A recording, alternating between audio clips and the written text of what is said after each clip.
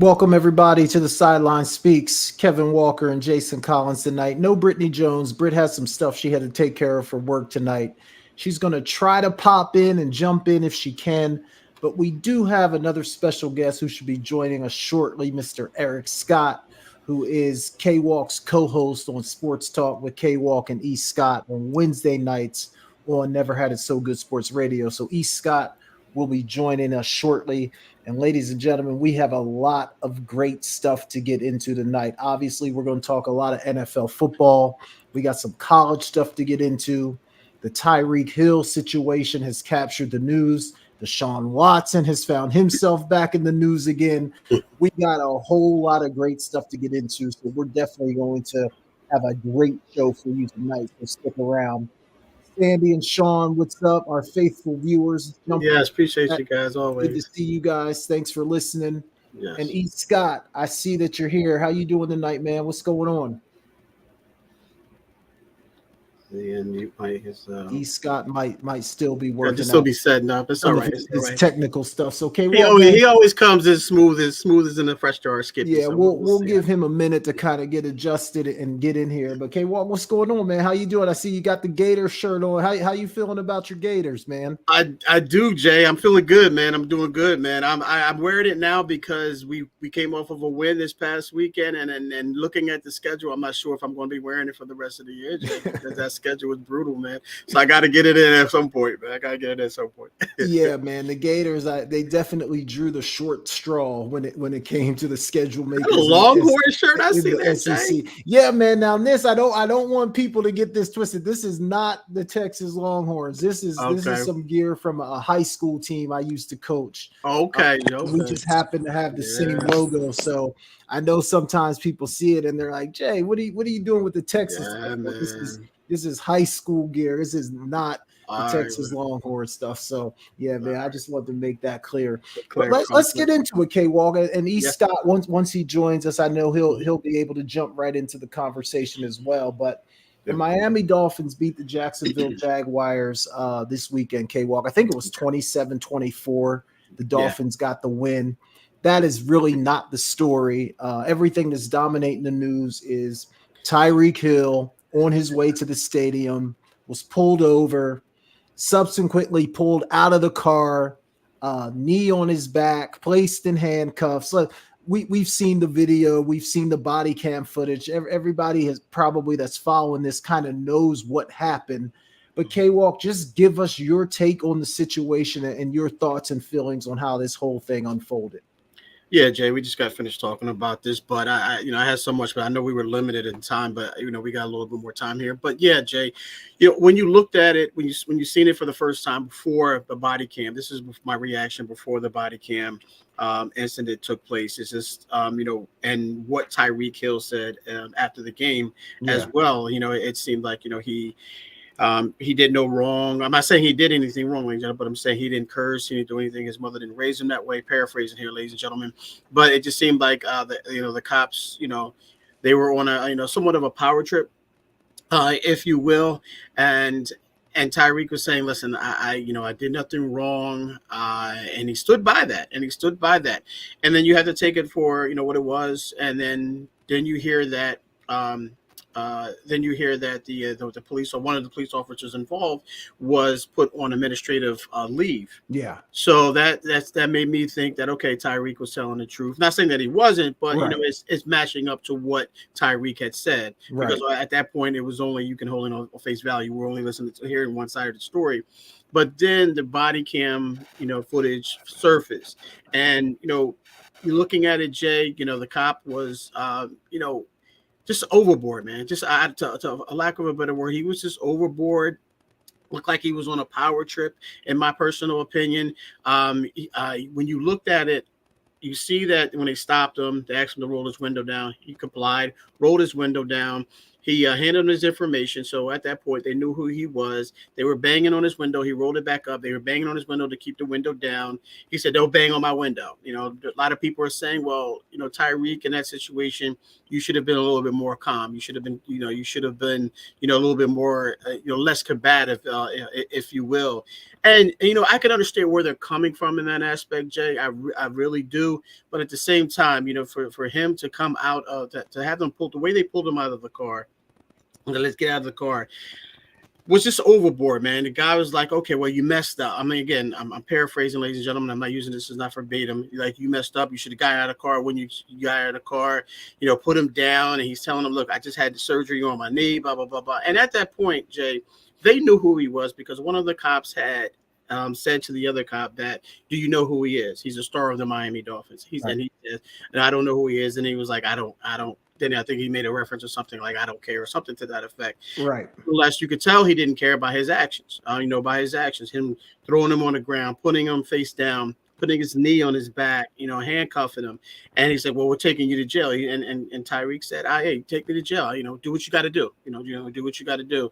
And then that's when, his teammate, I forget his name. I can't think of his name. Escapes me. Was it Calais Campbell? Calais. I'm sorry, Calais. Why Yeah. can I think of it? Calais came in. Teammate of his came in and listen. He's my friend. He didn't say teammate. He said, "This is my friend." He came in with his hands up, and he said, "Well, well." He started saying that, and you can hear Tyreek in the background saying, "Call Drew, call Drew." And Drew is his agent. We all know, Drew Rosenhaus is the power agent of a lot of athletes, not just football, not just Tyreek Hill.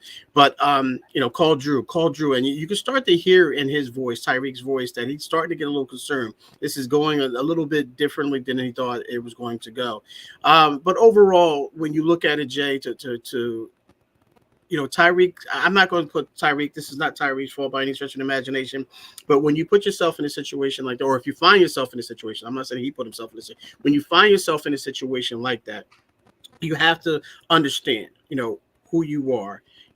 You mentioned that you made a great point. The skin that, that we wear as Black men and obviously Tyreek, we got to handle certain situations. We got to be different in situations of such. We got to be a little bit more calm. We got to, listen to these cops, because you can tell right off the bat that particular officer was on a power trip. He was on a power trip, from the time that he pulled him over. So, and I'm not saying Tyreek to excuse anything that cop did, but Tyreek, you have to be a little bit better. We understand you're Tyreek Hill. We understand that you're a big time star in that area, but that doesn't make you, above the law or anything like that. And he even said it himself after the game. He said, "What if I wasn't Tyreek Hill? What would have happened?" So saying that, then you got to be smarter in the situation. If I know it's after the fact, he probably had time to calm down. He was scared. He probably was saying things and doing things that he wouldn't do. And this goes to my next point, is that he's not trained to be in a situation like that, Jay. He's not. But the cop is. That police officer is trained to de-escalate situations of such. Tyreek probably was acting out because his football instincts kick in. He's being challenged, so he's challenging back. That ego is there, and not to excuse anything that he did by any stretch of the imagination. But the police officer knows better than that. They're trained to de-escalate the situation. All he had to do was say, "Listen, calm down. We're just going to run your information, make sure you're good. You were speeding. We're looking at this. You're not wearing a seatbelt. We're going to issue a citation and get you on your way." And whether he was Tyreek Hill or not, and that's how it should have been handled. But we saw the rest, and again, the one police officer was put on administrative duties. Tyreek was shooken up, but overall, I think Calais Campbell handled the situation as well. Great. Drew Rosenhaus, and then they were obviously able to get the Miami security there, to de-escalate the situation even more.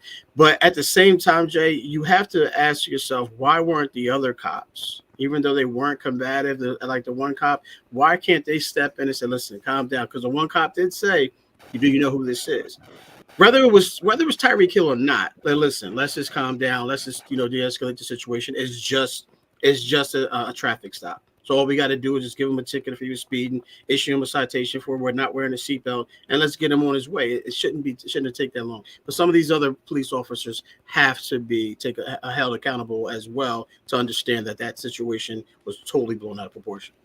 Yeah, and when I first saw just like the stuff on Twitter, like when it first happened, you're like, man, again, something else, like this is ridiculous, right? And then when the body cam footage came out, like I feel like both sides could have and should have handled it better.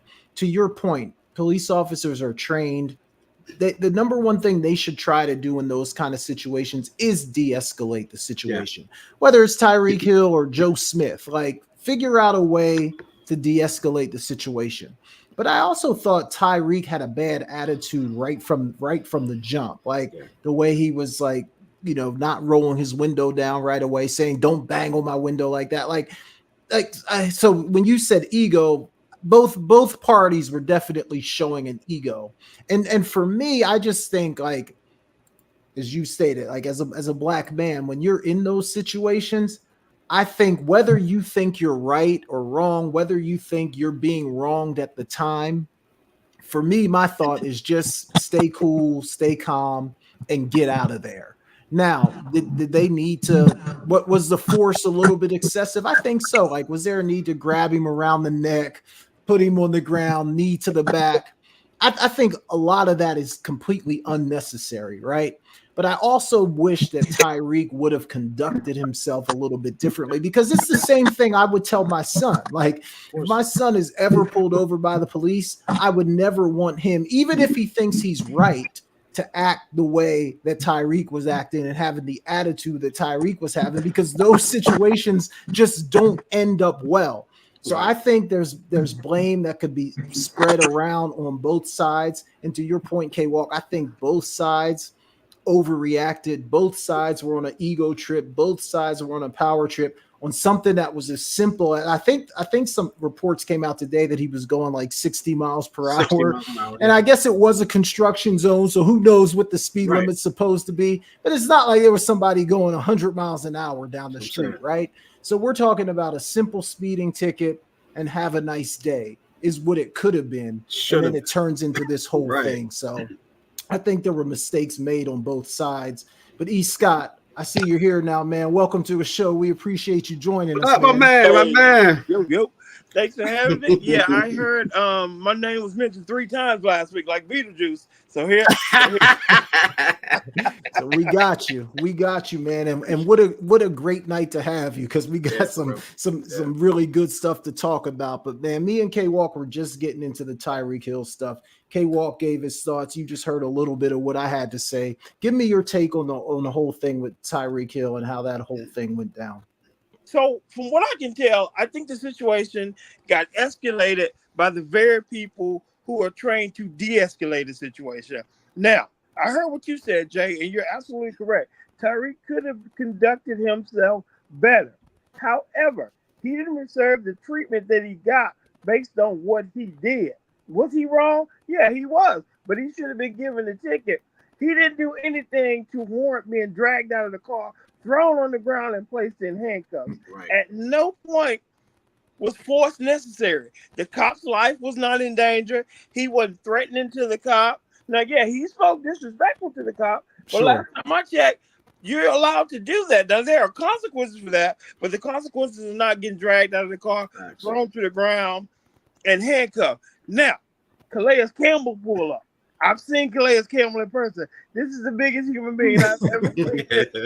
Now, if I'm a cop, I shoot Calais Campbell because my life is in jeopardy just because he's so huge. But the whole thing, like I said, got out of hand. It escalated quickly by the very people who are trained to de-escalate the situation. They threw him on the ground, and then you could hear him cursing.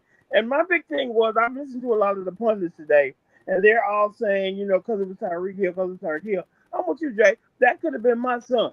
Doesn't matter who it was. Right. He didn't deserve to be treated that way. And I think a lot of it is, okay, the motorcycle cop saw a nice car. They said because he was driving a Lamborghini. So he automatically knew this was somebody with money. Exactly. And his ego got into it, and he wanted to show Tyreek who's in charge here. The situation never should have got to where it was. And if I'm Tyreek, I do pursue some sort of legal action here. Yeah, and I agree. I think we all agree that how that whole thing unfolded was completely unnecessary. The only thing that I'm thinking and what I'm saying is, like, I don't want to, I'm not even exaggerating here. I don't want to put my life in someone else's hands, right? Like, even if I think I've done nothing wrong, even if I think I've been pulled over unjustly, even if I think, hey, these guys are targeting me, whatever the case may be, for me, my thought is always, I'm gonna do what I gotta do so that I can drive away. And I think, look, as parents, I know we've all communicated that to our sons. And I think those are the kind of messages that young black men need. Like, yeah, ego, bravado, attitude, while it's not illegal, it does take things to another level of danger. Like, you're right, it's not illegal, but it can be dangerous if you've got the wrong cop on the wrong day. So I look again, and I'm not saying Tyreek did anything illegal. I'm not saying he's wrong in this situation. What I am saying is my advice to him or to any young person, my own kids, would be, hey, even if you think you're wrong, just do what you got to do so that you can drive away. And again, that doesn't absolve the officers from what they did, because you're right. Like, look, you guys are the one that go through the police academy. You guys are the ones that go through the de-escalation training. You guys are the ones that are in this situation time and time again, day after day after day after day. They should be the ones with the cool heads, right? Yeah. But obviously we did not see that. So just a bad situation all the way around. But K-Walk, you got anything else you want to add to this thing? No, I think he does, though. Yeah, one of the things that has bothered me, and this has happened before, the cops, you'll always hear them say, oh, this is for my safety. This is my safety. I mean, I got pulled over one day, and the cop had his hand on his gun, and he said, this is for my safety. I said, well, what about my safety? You're the one with the gun. I mean, if anybody is unsafe here, it's me right now. And in the Tyreek situation, like I said, because like the video came on today, at no point was Tyreek aggressive or threatening in any manner. Was he disrespectful? Yes, but disrespectful doesn't get you shot. Disrespectful doesn't get you drugged. You hope. It shouldn't. It shouldn't. Right. There's no way the cop can say, "Oh, for my safety." There was no danger here, and like you said, Jay, the whole thing should have been avoided because these are the guys with the training. Yeah. No, I agree. I think we're all on the same page here. It'll be interesting to see where this thing goes. Like K-Walk, you pointed out earlier, one of the cops is on or was, I don't know if he still is on leave or suspension or whatever, but administrative leave, whatever term they use. So it'll be interesting to see how this thing goes, but just very unfortunate. And again, right outside the Dolphins facility. I mean, it's almost like, that's what I'm saying. Just an unfortunate situation. Jay, all the way one around. more thing real quick. What's really sad, let's say they fired the cop. Well, I know here in Florida, I don't know about in Atlanta or New York where you are, K-Wall, but even if they fire the cop, he'll just go down the street to another law enforcement agency and get a job right away. Yeah. If they fire him tomorrow, he'll be working by next month somewhere else, same capacity. It's almost like, I know my job currently that I have, they did an extensive background check before they let me go through the door. It's almost like they don't even vet these guys. Or if they do vet them, they're like, oh yeah, you did a little something, but you're all right. Come on over here. It's terrible. Yeah, and I just want to take this time, since we have this platform, just because of what we talked about, what you guys kind of you alluded to with Tyreek and his attitude, if you will, and EU said that it shouldn't warrant being shot. I know that wasn't circumstance, or getting yourself put down on the ground with a knee in your back and things of that nature. Just for all the anyone who gets pulled over, especially if to steal your line, Jay, anyone who's wearing the skin that all three of us are wearing, if you get pulled over and you sense a police officer, no matter what color, It is. You sense that they're having a bad day, just comply to the fullest. Comply to the fullest. Don't give them any reason, rhyme or reason, to have the situation escalate like it did with the Tyreek Hill situation. And again, we got to be better at that. It is sad for us to have to say that, but unfortunately that's the fact, because you just know. No, we're not saying that all cops are like that. The majority of them are good guys, and they'll send you on your way. They'll citate you, give you the citation, send you on your way. But there are some bad apples out there. There are some guys out there who wake up with a bad attitude. So we got to understand, anytime that you get pulled over and put in a situation like that, just feel like that cop is that one cop is going to be, have a bad attitude or woke up on the wrong side of the bed or whatever. So just comply as much as you possibly can. Don't give them a reason. Yeah, and I think that's good advice, K-Walk. But we also know too that sometimes even when you do everything right, it doesn't necessarily turn out good for you as well. Yeah. So I think it's fair to point that out too, because I agree with you, K-Walk. I think when you're in those situations, just be cool. You might even have to eat a little bit of disrespect, whatever the case may be. Yeah. But we've seen some situations where people have complied, where people have followed the commands, and it still hasn't worked out. So while I agree with you, I think that's great advice. We also know that even when that happens, it doesn't always work out great some of the time. So and you can be like, and if you have to, you just be like Cuba Gooding Jr. in Boys in the Hood after he got pulled over. Just swing at there. Just swing at there. Go find your girl. Just swing at there. Just do something. We got a couple comments, man. Our Sports T said, "Where's my girl Britt? I hope she's enjoying an open week." So Britt, she's gonna try to pop in tonight. She's got some stuff she's got to do for work, but she's gonna try to jump in tonight. And then we also had another comment said he didn't deserve the treatment, but that probably doesn't happen if he's respectful from the jump. So a lot of thoughts on this, a lot of comments on this particular thing, but just a crazy situation. Let's move on. Sports team, man. We're doing good, by the way. We're good. That's right. She didn't even say hi to us, K-Walk. She's just I'm following everything. Just here for Britt. Yeah, me too. Me too. We good. All right, let's move on, man. Let's talk about America's team. The Cowboys came out the gate swinging on Sunday. Very impressive victory against the Cleveland Browns. Dak got paid. Highest paid quarterback in the history of the league, and the Cowboys are looking good. This might be the year.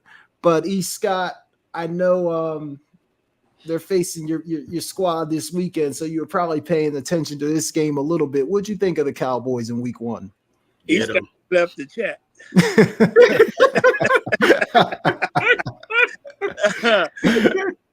I was shocked at the $240 million. That took me aback. Not that he got it, not that he didn't deserve it, because everybody should get that money. My biggest problem with that is, if you're gonna make him the highest paid football player ever, you knew that long before Sunday.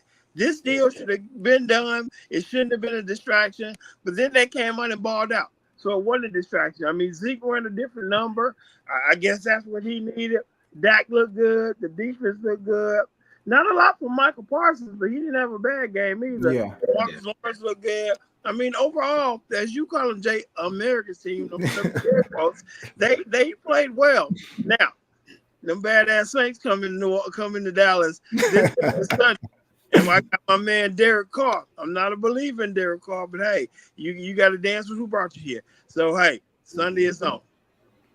All right, for sure. And E. Scott, you're getting a little bit of love in the chat too. Welcome, E. Scott. Nice to see a new face. So there you go.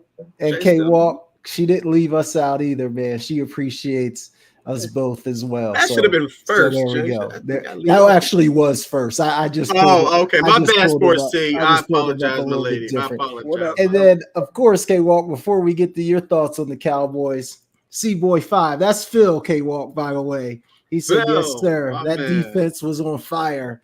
And Cowboys are looking good. But what'd you think of them, K-Walk? All right, well, I can't go against my man Phil. Phil taught me so much about being a receiver and the intricacies of route running. So what's up, my man? Thank you so much for that. But yeah, I mean, when you look at that, Jay, that Cowboys team, that game against the against the Browns, you knew going in that first and foremost, the Browns didn't have those 2 starting tackles. So right now, we knew right then and there, we knew that Deshaun Watson was going to be running for his life. There's some new news that came out, and we're going to get We'll into get that. into That yep. might have played a part why he was running for his life too. But we'll talk about that in a minute. But yeah, I mean, you look at that team, and they did look fresh. They looked like they were firing on all cylinders. That does, just because the Cowboys are firing on all of their cylinders doesn't mean it's enough cylinders to win the race. I don't think it was enough horsepower to win the race, but they won that race nonetheless. So yeah, and you mentioned Michael Parsons didn't really have the numbers, but he's really effective. They moved him around. I forget the new defensive coordinator there, but he did something similar to Dan Quinn did before he left. He moved him around. He allowed him to be, allowed him to match up with the weakest part of that line, which you could have picked anyone of that line on that particular day and it would have been all right. But Dak looked good. CD came out there looked good, and Ezekiel Elliott looked young, man. He looked young, looked in shape, and looked like he was ready to go. Now, I'm not ready to crown him. I'm not ready to go give him my Dennis Green speech right now. I'm not ready to do that. But if they want to be a contention, they want to be in contention. It's the regular season. We know how the Cowboys fare in the regular season, and to go against a Browns team that was depleted for the most part, and because they didn't even have Nick Chubb either. Throw that in there. But I mean, the Dallas look good. I mean, if you're a contender and you're playing against a depleted team like the Browns, you have to beat them in the fashion that they did. And so this hats off to the Cowboys. And that hurt me to say that. Yeah, I'll tell you, 2 things stood out to me with the Cowboys. Zeke, I thought he was cooked. I really did. And to me, it looked like, and we'll see if it lasts over 17 weeks, but it looked like his legs were back under him. He looked a little bit like the old Zeke to me. So if he can sort of maintain that a little bit, I think that'll be huge for the Cowboys. And then the other thing was, I thought Cleveland's defense was really going to be a problem for Dallas. Like I just, that pass rush and Myles Garrett, like I just wasn't sure how Dallas was going to hold up in terms of that. And for the fact that they handled that really well was a really good sign if you're a Dallas Cowboys fan. So that was big. But K-Walk, I'm going to stay with you on this one because there's more news, unfortunately, about Deshaun Watson. There's a lawsuit that's been filed, sexual assault and battery. This is not anything new from what I understand. I think this relates back to some of the massages and things like that happened in the past, but it is a new lawsuit. Your thoughts, K-Walk, on just this new suit being filed against Deshaun Watson? Yeah, it sounds interesting to me, Jay, because I know they have there's a stipulation in his contract where if this happens again, if another lawsuit pops up or anything like that, then they can avoid his guaranteed money. Now, I don't know if that means that this lawsuit was pending, and then I don't know what that wording is and how it can favor Deshaun or favor the Browns, however you want to look at it. But yeah, this coming up and the way, especially after the way he looked, on Sunday, tends to raise some red flags for me and for Deshaun Watson. And not only that, I think a week or a week and a half ago, 2 weeks, whatever the time frame was, they redid his deal. So they allowed some to open up some cap space for the Browns. So all of this coming together at this time, it just smells a little like like a setup. It smells like it's not going to work in Deshaun's favor. I think it's going to put the Browns in a situation where they're going to be able to get out of this contract. So Deshaun, I don't know what more he can do. I mean, if he can't block for himself. Obviously, he doesn't have the receivers. He has Amari Cooper, but he has no real running game. That defense can only stay on the field for so long before they start to wear down, which I thought happened on Sunday as well.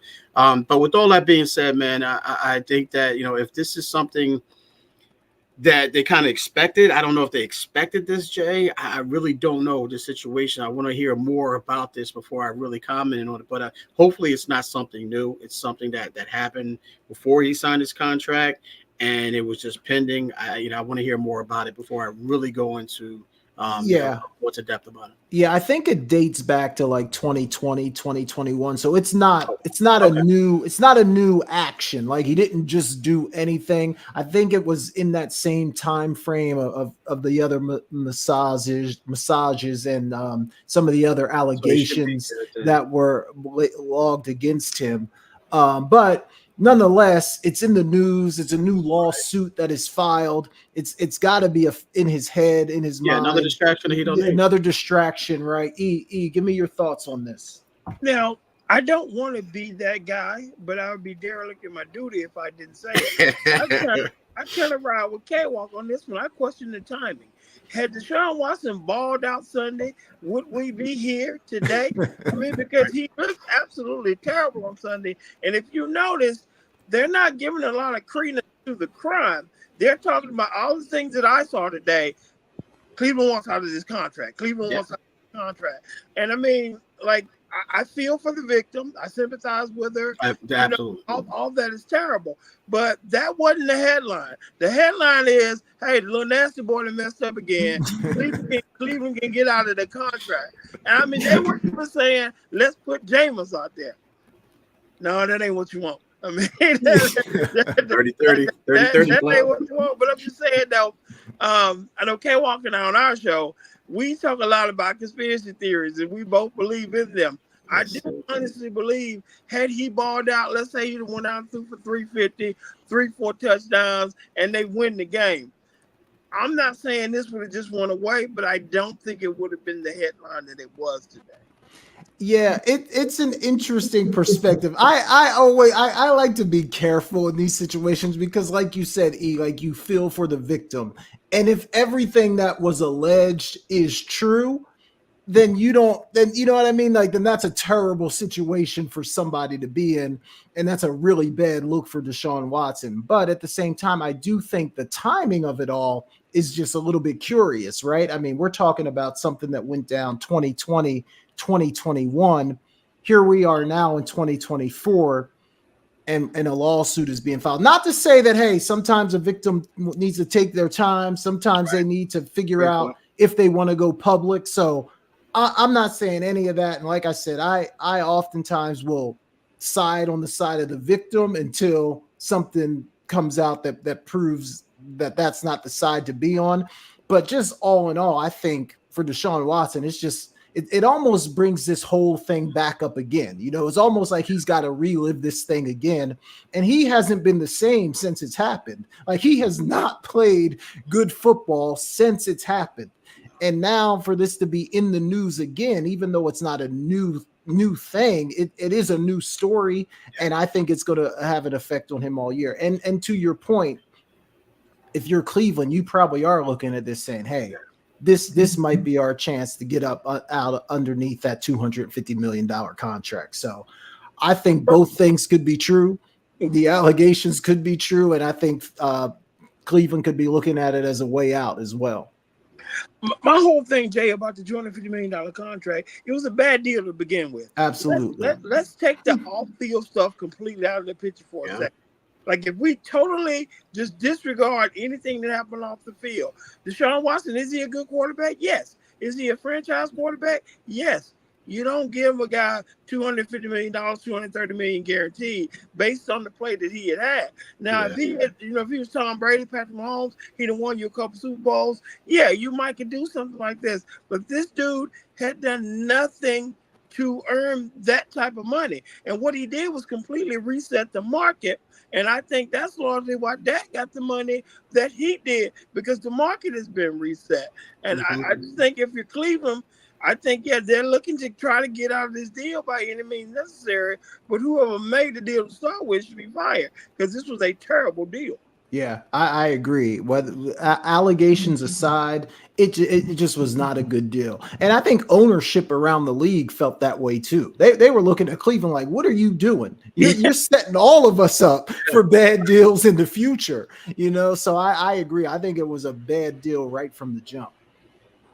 But before we kind of move on, K-Walk, let me get another one in here.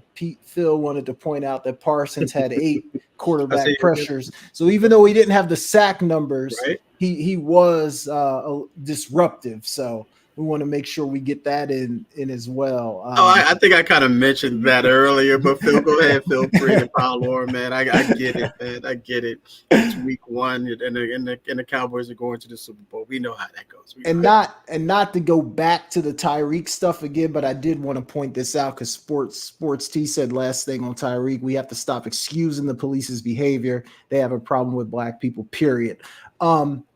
Yeah, I don't know. If we came off as excusing the police officers' behavior, not at all. I don't think any of us, or at least definitely weren't intending to do that. My whole thing though is I don't want to put my life in the hands of somebody else, right? Like I'm going to do what I have to do regardless of how somebody else is going to act. But I don't think anybody is saying that the police handled that well. I don't think any of us are saying that. So when my sons walk out the door, I tell them, you got one job, come home. That's right. Yeah, and I tell my sons, anything else we can deal with. Yeah, that's right. Home. That's right. And I say the same thing I say to my sons before they walk out the door. You know the drill. You know the drill.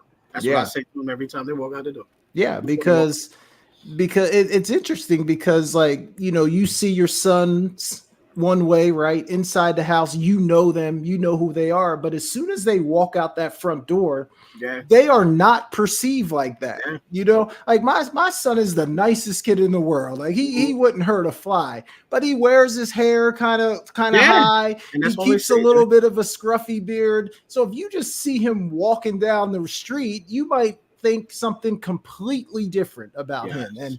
And I think that, and it's unfortunate, but we have to talk to our kids about these kinds of things. I mean, it's the world we live in. We know it's not right, but it is what it is. All right, let's move on to another game, guys. Let's talk about your 49ers a little bit, man. Yes, sir. No CMC last night, but that didn't matter. They looked really good against the Jets. What was your thought on their week one performance? Yeah, man. I mean, going into it, I was nervous because of the fact of the matter is a lot of people were pointing it out, but I didn't want to believe, all the distractions, the Brandon Ayuk contract, the whole situation with Trent Williams, but Trent Williams, the whole thing with Ricky Pearsall as well, and then CMC being questionable. He was limited in practice, and quiet as kept. He was extended as well, and a lot of people don't talk about that because it was done early and kind of quietly, but you didn't know what you were going to get from this team. And then about an hour before the game, I get the notification that CMC is not playing. But I said to myself when I saw that, I said, okay, we should be all right because of the running game, the scheme, that everything that Kyle Shanahan dials up, we should be okay. And Jordan Mason, he ran the ball really well. I mean, for the last 3 years, but you didn't see it because all of the workload that Christian McCaffrey, presents. But going into that game, and you have you have Aaron Rodgers and you have that new defense and he's ready to go. All of these weapons that they're talking about. Let's see. And we saw a couple of the upsets, on Sunday as well. The Patriots beating the Bengals, and I think it was another upset as well. I forget where it was, but nonetheless, it's any given Sunday or last night, any given Monday night. So when you look at it, you worry and to see what type of game we're going to get. But as the game progressed, you saw the type of football the 49ers were playing up front on both sides of the ball. The Jets had that one drive, that second drive went up 7-3, and then you saw the 49ers just oppose their will on the Jets on offense and defensive line. And the more you started to watch the game, the more comfortable you became as a 49er, more confident that they're going to handle this game. So overall, you look at that revamped offense from the 49ers. I know they talk about the Jets revamped offense, but the offensive line. But we've got a rookie in there. Trent Williams played, over 30 snaps. So overall, just looked good. Brandon Ayuk looked rusty, dropped a touchdown pass. But overall, it was a total team effort, man. And I like the way they looked, even though they were undermanned. But if you're talking about the Jets, I want to see when they perform against Tennessee, because I really think they played a 49er team, even though they were out CMC. I think they played a really well-oiled machine, if you will. I think that's more coaching than anything. But we'll see how the Jets look on Sunday versus the Tennessee Titans. But hats off to my 49ers, man, for sure. And what about from the Jets' perspective? Because this is a fan base that has a lot of enthusiasm coming into the year. Aaron Rodgers, a defense they feel like they can hang their hat on. I've even heard some Jets fans whispering about a Super Bowl. What did you think from a Jets standpoint, what you saw last night, and what were your thoughts on that? I was disappointed in Robert Saleh. I mean, I expected more from him. I thought he was a good defense coordinator. Like we've all said many times, just because you're a great coordinator doesn't make you a great head coach. And I think, Shanahan's one of the best offensive minds out there, so hats off to Shanahan. But I really think Saleh got out-coached last night. I mean, you do have all these expectations from Aaron Rodgers and whatnot, but you got to figure you played a San Francisco team without CMC, who's their best player. Now, granted, they do have some other good ones. Then you have Brandon Ayuk, who was rusty and really didn't give you much. You only had like 2 catches. So if you want to look at it, San Francisco really played handicap like in golf. Their handicap was like a 6, and they still went out there and beat the Jets. The Jets, you got to get better. You got to play better defensively. You got Hassan, who has been fined over $2 million, missing $800,000 a game. Yeah. Promises due an extension. That's why you traded for him. Now you haven't extended him. I just think the whole organization over there is some problems. Just and Hassan Reddick, with that point being made, Hassan Reddick, I think he gained some serious leverage last night as far as when the contracts talked to they couldn't get after the passer. They definitely missed him. But I thought like the familiarity between the two head coaches, right, being on staff together for so long, I thought that it was a clear advantage for Shanahan, because even as well as Robert Saleh knew Shanahan, you knew that Shanahan was going to be able to take that defense apart. And that's exactly what he did. Yes. So I just thought coming into the game that the familiarity between those two was a bigger advantage for Shanahan than it was going to be for the Jets. Hey, let me add this in there, man. I think Kyle Shanahan won that game before the game was played, because of the fact of the matter is he didn't announce that they knew CMC wasn't going to play last night. Yeah. They knew CMC wasn't going to play last night. Because if you look at their interview with Jordan Mason after the game, I forget who was interviewing him after the game. I don't know if it was Lisa Salters, whoever it was. But they asked him, like, when did you find out that you were going to start you want to start this game? He said Friday night. Friday night. Yeah. So he said Friday night. Yeah. So then they asked Kyle Shanahan the same question, after the game, and Kyle Shanahan's like, "What are you talking about? We never announced anything. We just told him to be ready." Right. So he messed up the communication. Listen, don't say anything.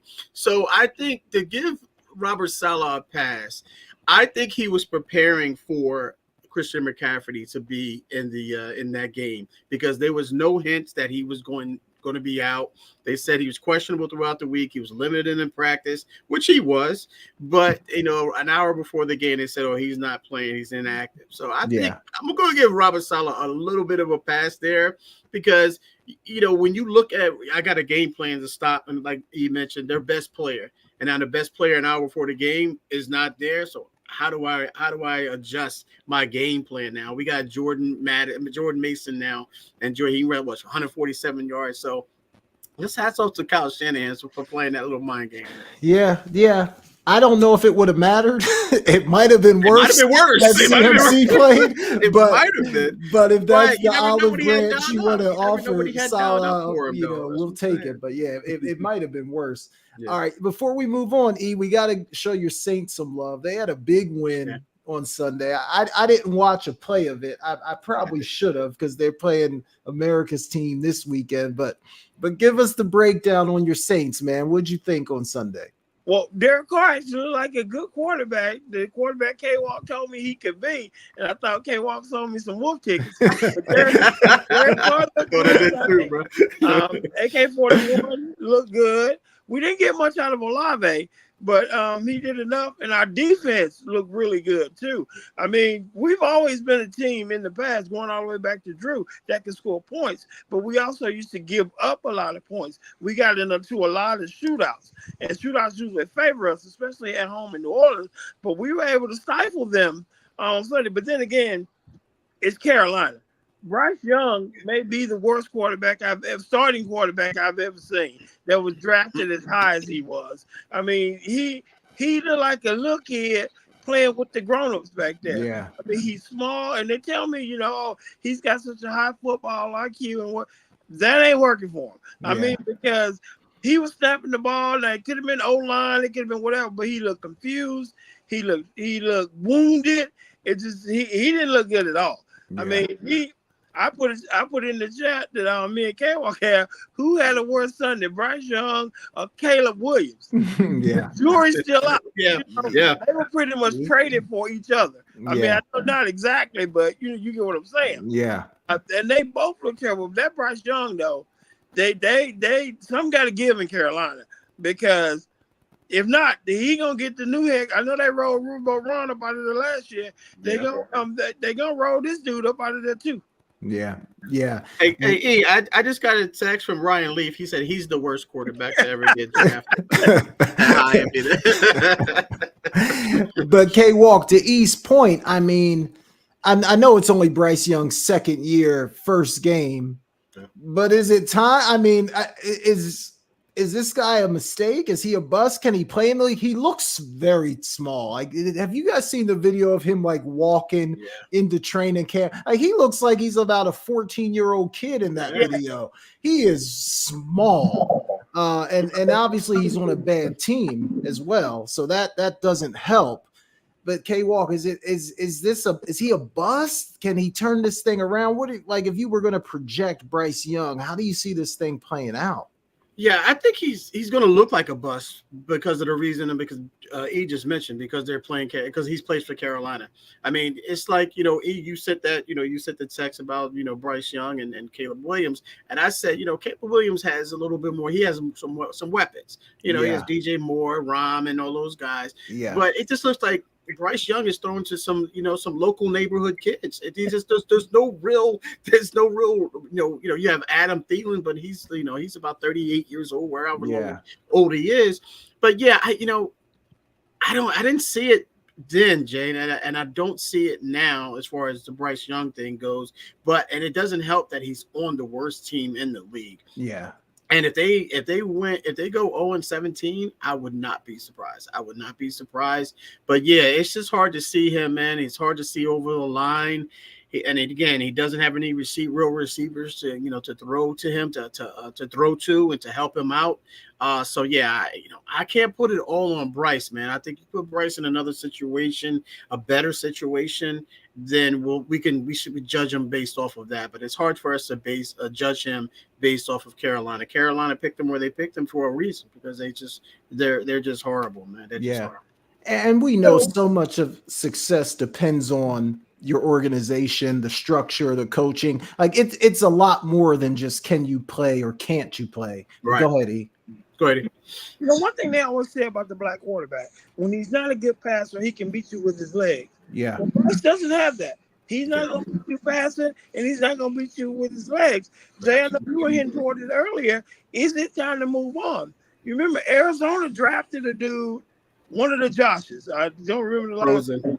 Yeah, Josh Rosen. After 1 year, they said, "Oh hell no, he got to go." And he went out and got Kyler Murray. So it's not unheard of. It's not unprecedented. Yeah, we missed on you, Bryce, and because they're gonna, like K-Walk just said, they're probably gonna go 0-16. They might win 1 or 2 games, but they draft very high.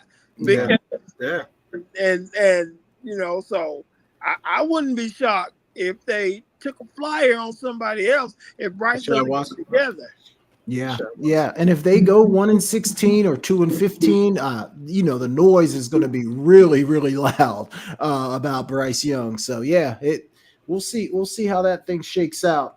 All right, ladies and gentlemen, we're gonna preview some of Week 2's games a little bit later in the show, so stick around for that. But I do want to shift a little bit and talk a little bit of college football, because Coach Prime and Colorado really took a beating on Saturday night. Matt Rule and Nebraska really dominated them from start to finish.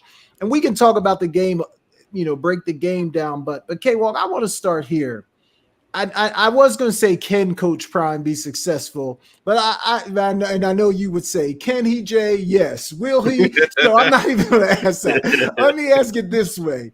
Will he be successful? When this Coach Prime thing is all said and done at Colorado, whether it's a year from now, 5 years from now, 10 years from now, are we going to look at this as a success? No, Jay, no. And I don't know if you've ever watched the movie Life, and at the end of the movie, there's the bloopers, and there's a one red blooper where Eddie Murphy says, "We got to get it now, or we don't get it at all." That's what it is. He got to get it now. He's not going to get it at all because we're talking about Shador, is going to be his best quarterback that he can get in there. We're talking about Travis Hunter, who's the best player that he's going to get in there, and they're due to be out of here next season. And I don't see him or anyone coming to Colorado, coming to play for him, knowing that he had the skill positions that he has now and not being able to win. If you look at the schedule, it doesn't favor him. I don't see them being any better. One game may be better than last year. I don't see it being enough. E and I talk about this on our show. It's possible that he may be, at his alma mater soon. So I not saying that's on his agenda, but the way that the Florida State and Torville and those guys are starting the season and the way everything is looking for Coach Prime, and it may be on the collision course for him to be the head coach there. So no, with all that being said, I don't think it's getting better for him. If anything, if he wants to stick it out after Shador and Travis leaves, I think it's going to get worse. It's going to be worse before it gets better. Yeah, and you guys know I was the biggest Colorado Deion tooting their horn last year because I believed in it. And K-Walk, I agree with you 100%. I don't know if this thing is going to work. I don't necessarily see it as being successful. I think, and look, Deion is who he is, so it's hard for him to be a different way, right? This is who he's been as long as he's been in the limelight. So he's authentic. We can definitely say that. But I think he made a couple mistakes. Number one, I think he tried to build that team from the outside in instead of the inside out. And that just doesn't work. Like, if you can't get it done up front, you make it really, really hard to win. And then, look, I know it's his personality, but when you talk the way that he talks and the way that he talked to start this thing off, and do you believe, and all the stuff, I'm bringing my luggage, and it's Louis, right? And as I said on the other show, well, it turns out that maybe that luggage was Fashion Nova and not actually Louis. And now you got to deal with the repercussions of that. It just is a bad look. Yeah. I think he's a good coach, but I think he's in a bit of an impossible situation, bringing 40 new guys in every year. I just don't know if that works in college football. Yeah. If I have Deion stock, I'm selling all of it right now. But what are your thoughts, man? Can Coach Prime get this thing right in Colorado, or do you think it's going to be a failure by the time it's all said and done? Hey, it was Delancey Street Louis. Isotona. You called it Isotona last week. He called it Isotona last week. Louis, did you get up on 125th? Yeah. Here's the thing. They're not a good football team. They're just not. No way around that. And to K-Walk's point, you got a good quarterback now, and you got one of the best players in college football in Travis Hunter. It's going to get worse before it gets better because you lose both of those at the end of this season. Colorado is not a prime destination. Now, you won 4 games in your first year. You were able to flip some guys in the transfer portal. I've always said a college football's head coach's second most important job behind winning is recruiting. I don't know how well you're going to be able to recruit when you won 4 games in your first year. You're probably not going to win any more than 4 or 5 this year, and you're going to be the lost Travis Hunter and Shador Sanders. I mean, what's my motivation to go, to Colorado? Exactly. Now, he'll get some 3 stars, but if you're a 4 or 5 star, you're not going to flip many of them, not to Colorado. I mean, especially when you factor NIL into the mix too, they're going to have better options. So I think this thing gets a lot worse before it gets better. And I don't see him being in Colorado much longer. Either may be his choice or it may be theirs. But if you only turn in about 4 or 5 wins this year, you lose Hunter and you lose Shador. Yeah, the clock is ticking. Yeah. Let me just add this real quick because you made a great point there, E. And I want to talk about flipping players to go to Colorado. For those, I'm not the one. For those devil advocates, because I can hear them right now. And those who playing devil advocate right now say, listen, well, if he flipped Travis Hunter to go to Jackson State, what's to say that he can't flip someone else to go to Colorado? You know what I mean? Because there are and like he mentioned the point I was making his point was the NIL deal. There's more money to be made at Colorado than there is Jackson State. So if you get a player like Travis Hunter to go to Jackson State, what say you that he can't get it? And this is not me, but I can hear those guys who play in devil advocate right now. What's to say that he's not able to do that, or he won't do that? I should say. What I'll say to that, K-Walk, when he first got to Jackson State, it was a new toy. It was shiny. It was brand new. It was a new bike under the Christmas tree Christmas morning. Okay, now it's a used car. I mean, it's not a terrible used car, but it's still a used car. And so now I don't think he'll be able to, like when he flipped Travis Hunter, he was new to this. They came in together. He was riding off the name, blah, blah, blah.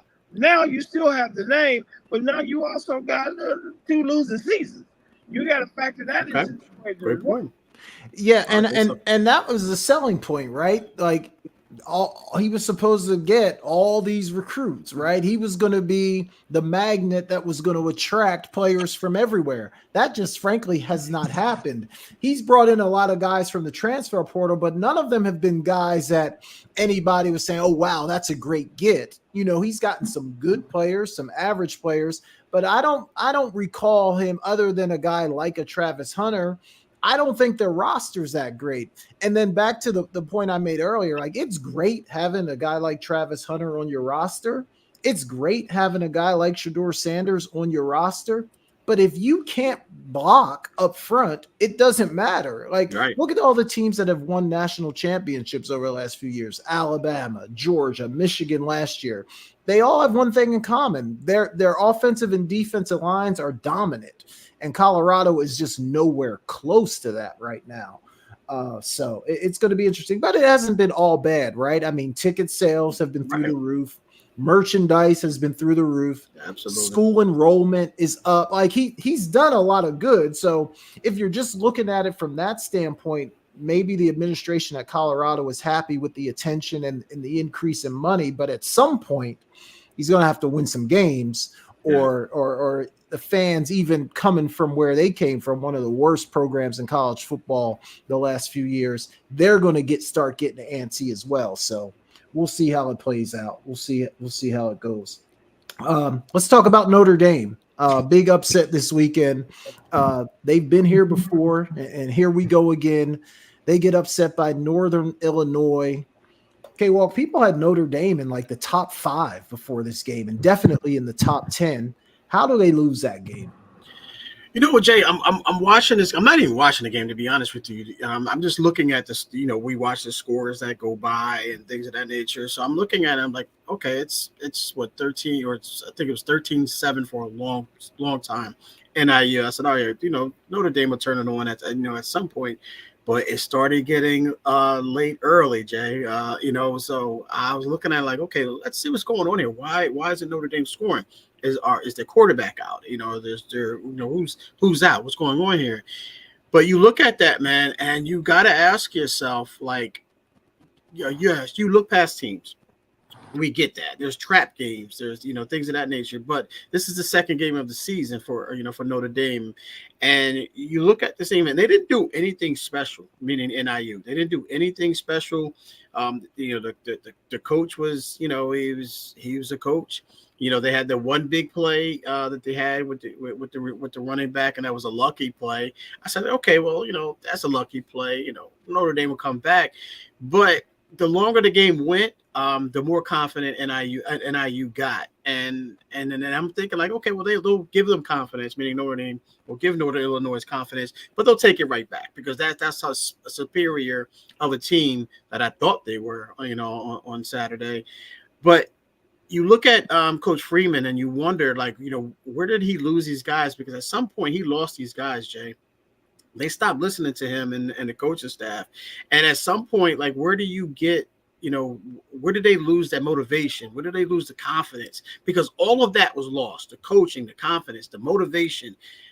You knew that on their schedule. You knew that was a game that you marked off as, that was a win. We'll probably put up 60, 55, whatever the number is. But you got to ask yourself this, man, what happened there? There was a disconnect somewhere. I don't know exactly where it is, but there was a disconnect somewhere nonetheless. And Coach Freeman right now, we always talk about coaches getting their being on the hot seat. His seat got a lot warmer on Saturday without question. And you got to ask yourself, he says, we got to get better. I mean, we see that. Everyone sees that. We don't want to hear that from you. What went wrong? What went wrong? I know you don't want to air your dirty laundry out there, but you got to come back with a vengeance for their next game. So with that being said, we always say any given Saturday, any given Sunday, reason why we play the games, all that good stuff. But that's a game that Notre Dame should have won, even if they won by a field goal. They should have won that game. They should have found a way to win that game. Yeah, that's a game you can't lose. We don't mind teams playing close games. It happens, but you can't lose that game. And to K-Walk's point, I mean, look, Notre Dame has a different level of expectations than like a Colorado who we just talked about. How long do you think they're going to let Freeman keep walking up and down those sidelines if he keeps losing games like this? Like, okay, the point you brought up about Coach Prime a few minutes ago, economically, he's great for Colorado. I mean, losing aside. Right. Your boy Freeman, they paid Northern Illinois $1.4 million to come in there. So he's on the completely other side of that spectrum. They're not going to let that go. Like, he had a meeting in the AD's office Saturday night after the game. Hey, man, we come on here, bring your playbook. I mean, hey, if this happens again, you up out of here. Because if you got to win this game, if you don't win anymore, if we pay $1.4 million to bring a team in here, you have to win those games, and you got to look good doing it. You got to win by triple touchdown, 21 or more points. I mean, you can't. I mean, it's almost like they were point shaving. I mean, like if somebody had the over, or if somebody had, Notre Dame minus this, it just looked fixed because you don't lose in Northern Illinois like that when you paid them $1.4 million. I'm not saying it was fixed, but I'm just saying, to answer your question, Jay, they're not going to let him walk up and down the side as much longer. Like I said, he met with the AD Saturday night and the president on Sunday. I love the $1.4 million, man. I mean, they took that and literally ran with it.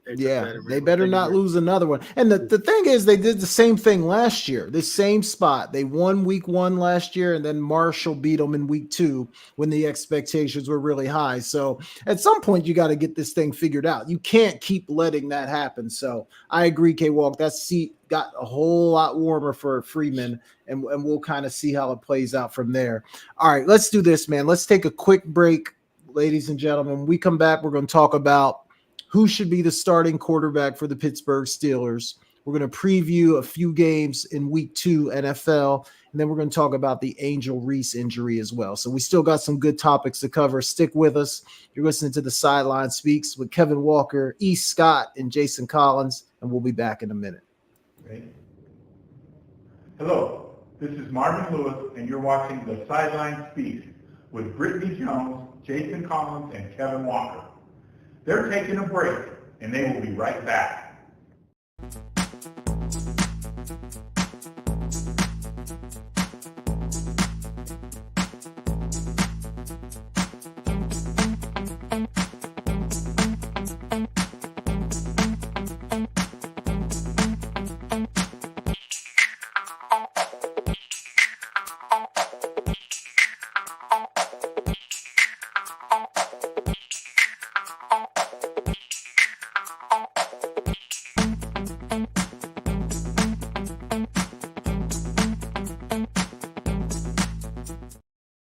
All right, welcome back to The Sideline Speaks. No Brittany Jones tonight, ladies and gentlemen. Britt had some stuff she had to take care of for work. Do us a favor, hit that like, button, hit that share button, hit that subscribe button. We're growing this channel slowly but surely, but any help we can get from you guys, we greatly appreciate that. We do have E. Scott tonight. He is the co-host of Sports Talk with K Walk and E. Scott. You can find their show on Wednesday nights. Never Had It So Good Sports Radio or anywhere that you get your podcast, so definitely check that out. All right, E, let me start with you on this one. Number one, who would you prefer to be the starting quarterback for the Pittsburgh Steelers? And number two, is Russell Wilson ever going to get his job back?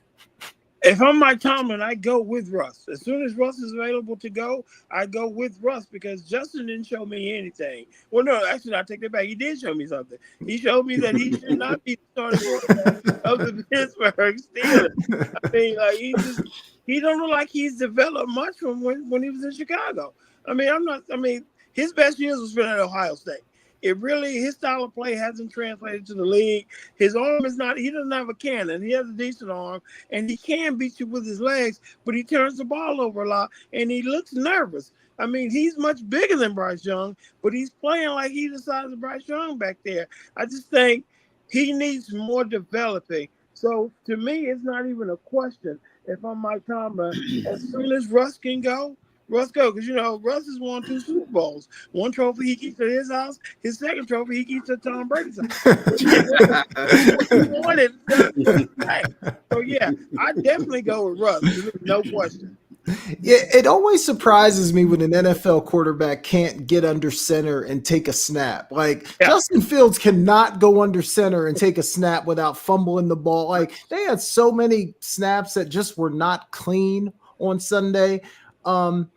But I don't know. Like I'm kind of on the fence about this, but I want to hear what K Walk has to say. K Walk, what are your thoughts on this?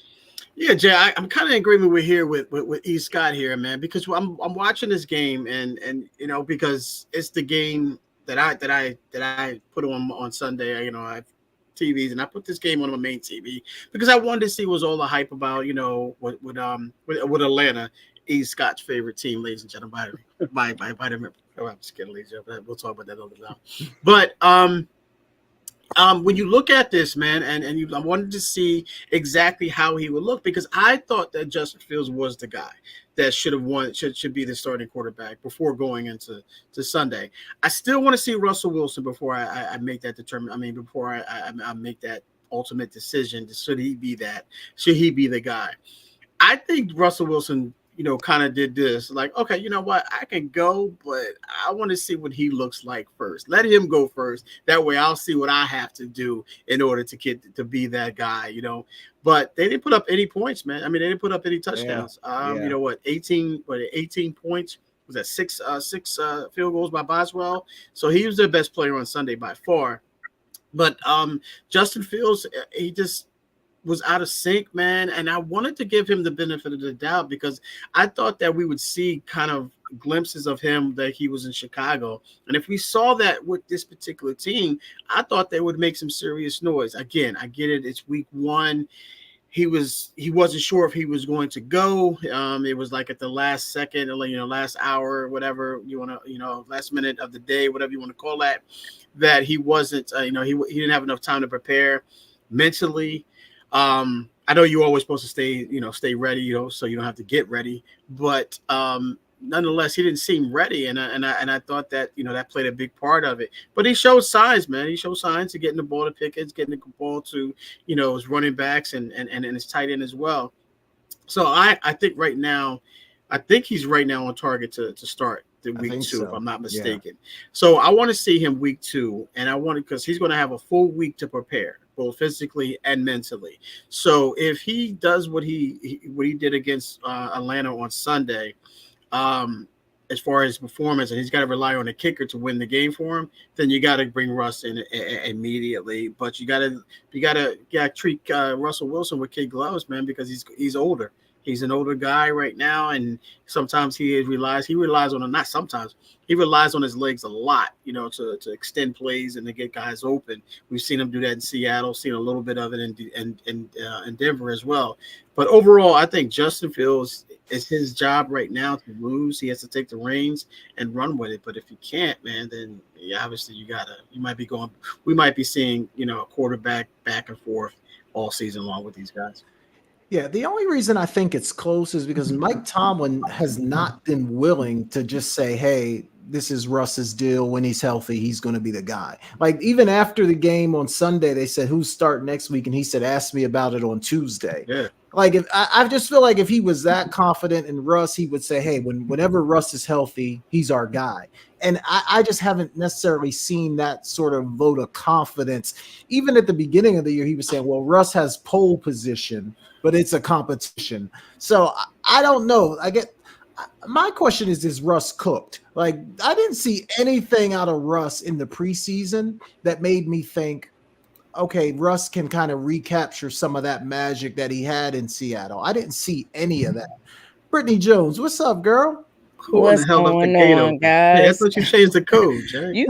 you just let me in. I know, right? I ain't pushed the button. You let me in. What's going on, guys? I got off that daggone meeting and was able to make it. Yeah, Scott, what's up going on, sir? Hey, what's happening? We're glad you're here, Britt. We've been having some good stuff, and we definitely want to get your thoughts and opinions on some things.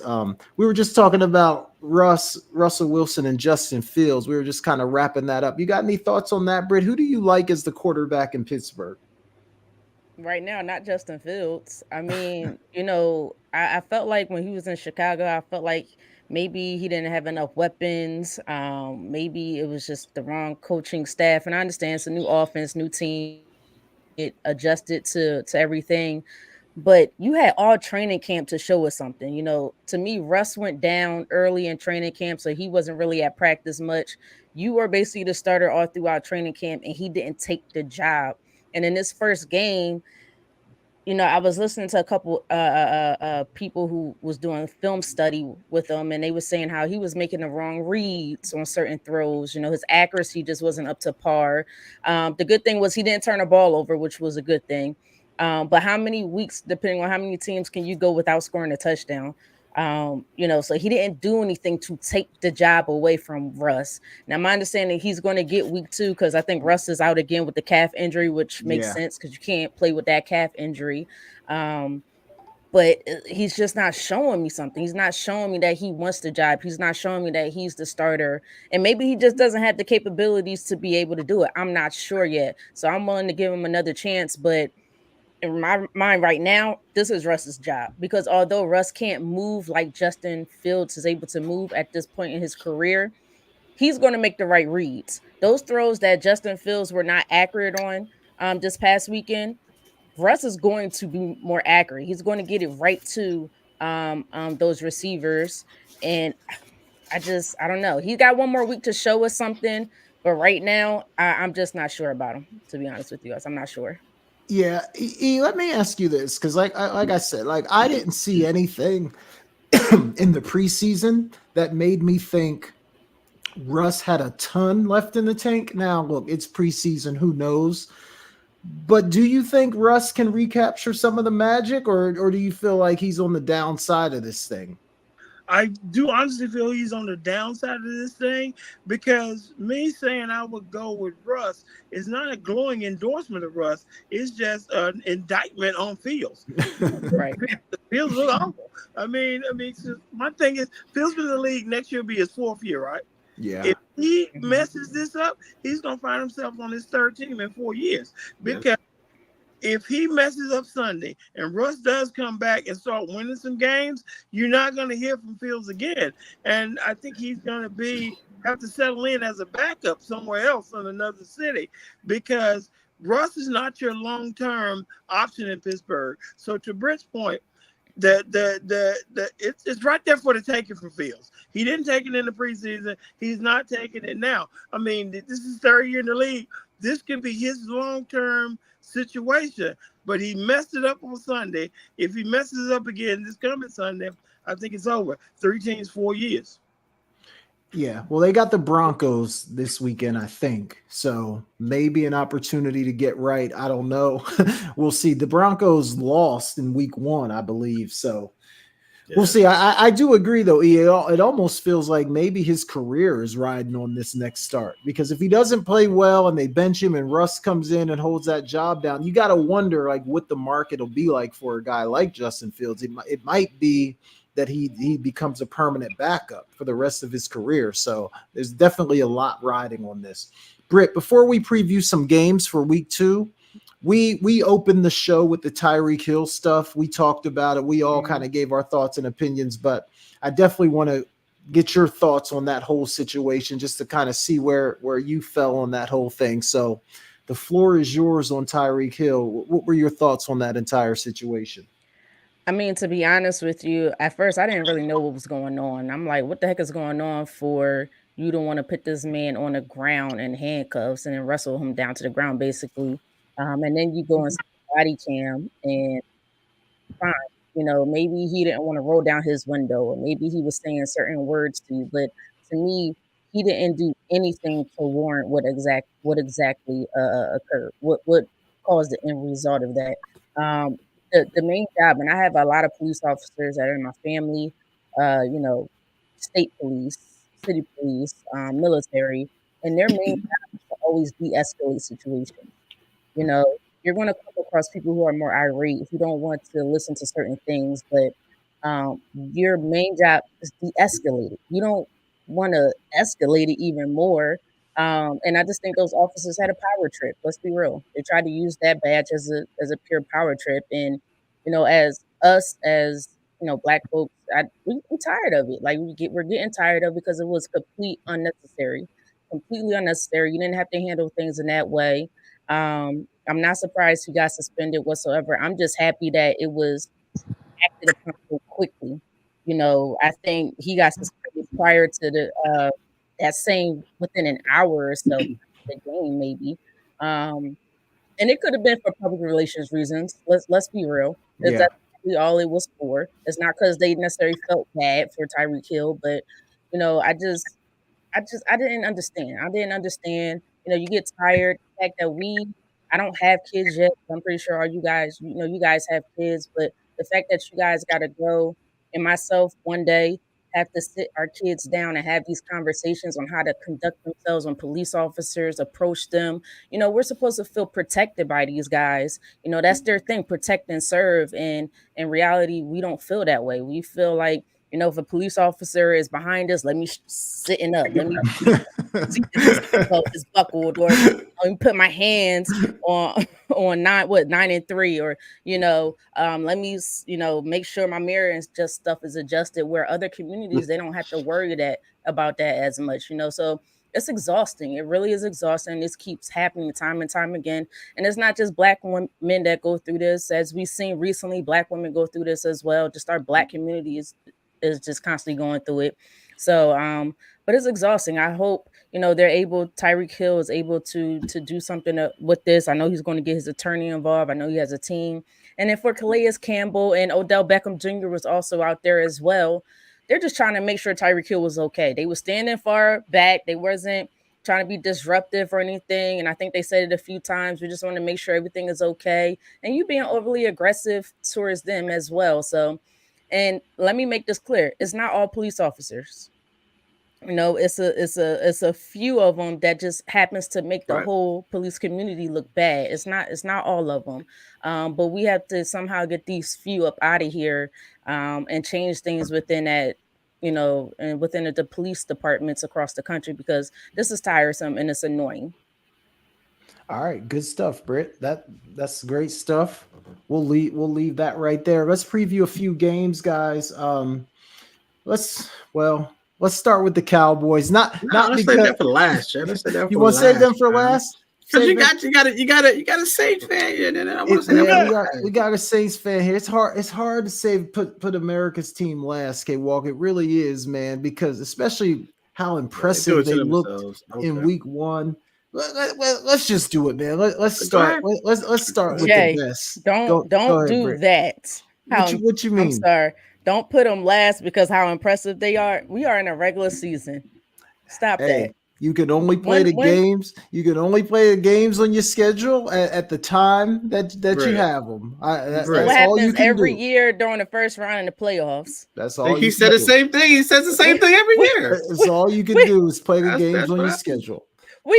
I guess our goal is to week 1 in the playoffs. I mean, in the regular season. So, okay. No, your goal is to win. Your goal is to win the games on your schedule. They won it. The only leave it at that. Leave it at that. The only thing they could be right now is 1-0, and that's what they are. They can't be 17-0. They can't be in the playoffs right now. They can't be in the Super Bowl right now. All they can be is 1-0, and that's what they are.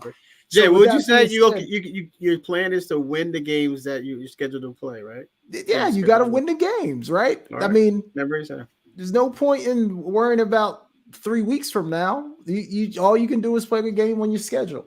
And this week it's those Saints. It's the Saints. E. Scott, I'm gonna start with you. I'm not even gonna save you for last. How you feeling about this week? How nervous are you about facing the Cowboys? Not nervous at all. This is a must-win for us. Where I am from, I have a great deal of family members and friends who are Cowboy fans because I live on the Louisiana side of the Red River, but I live a lot closer to Dallas than I do New Orleans, where I grew up. Okay. Like I grew up in, I could be in the state of Texas in 20 minutes. I mean, but I'm on the Louisiana side of the river, across the river. I'm in Texas. New Orleans is 5.5, 6 hours to the south. Okay. Dallas is only about 2.5, maybe 2 hours and 45 minutes to the northwest. So regional coverage for us growing up were Cowboy games. So like I said, I have a lot of friends and family that are Cowboy fans. So the rivalry is huge.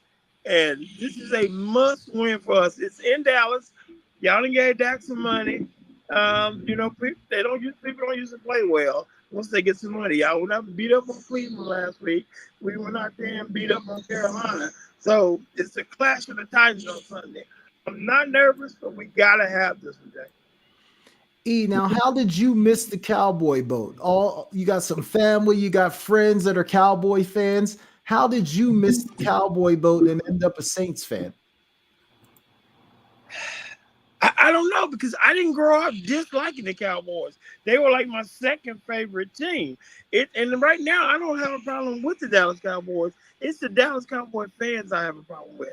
Because like they want to check you all since 1996. This is our year. This is our year. Y'all say that every year. And I don't know. And when I was growing up, the Saints were good and terrible. I mean, we used to put paper bags on our heads. Paper bags of your good and terrible. So I don't know. I just gravitated towards the Saints, and that's just been my squad. All right, that's fair enough. Okay, Walt, give me your thoughts on this game. Them boys were looking good on Sunday. What's that? I said those boys were looking good on Sunday. You talking about the Saints? The Saints they look good against the Panthers, man. They talking about no, but no. Both of these teams, I think they played. Obviously, they played inferior teams, and you're going to see. This is a litmus test for both teams. You're going to see exactly what these teams are about. What their strengths are. And obviously what their weaknesses are as well. Now, this game is being played in was it Arlington? I think they're still in Arlington. So they're being played in that stadium. So you got to get the edge a little bit there to the Cowboys because of that reason.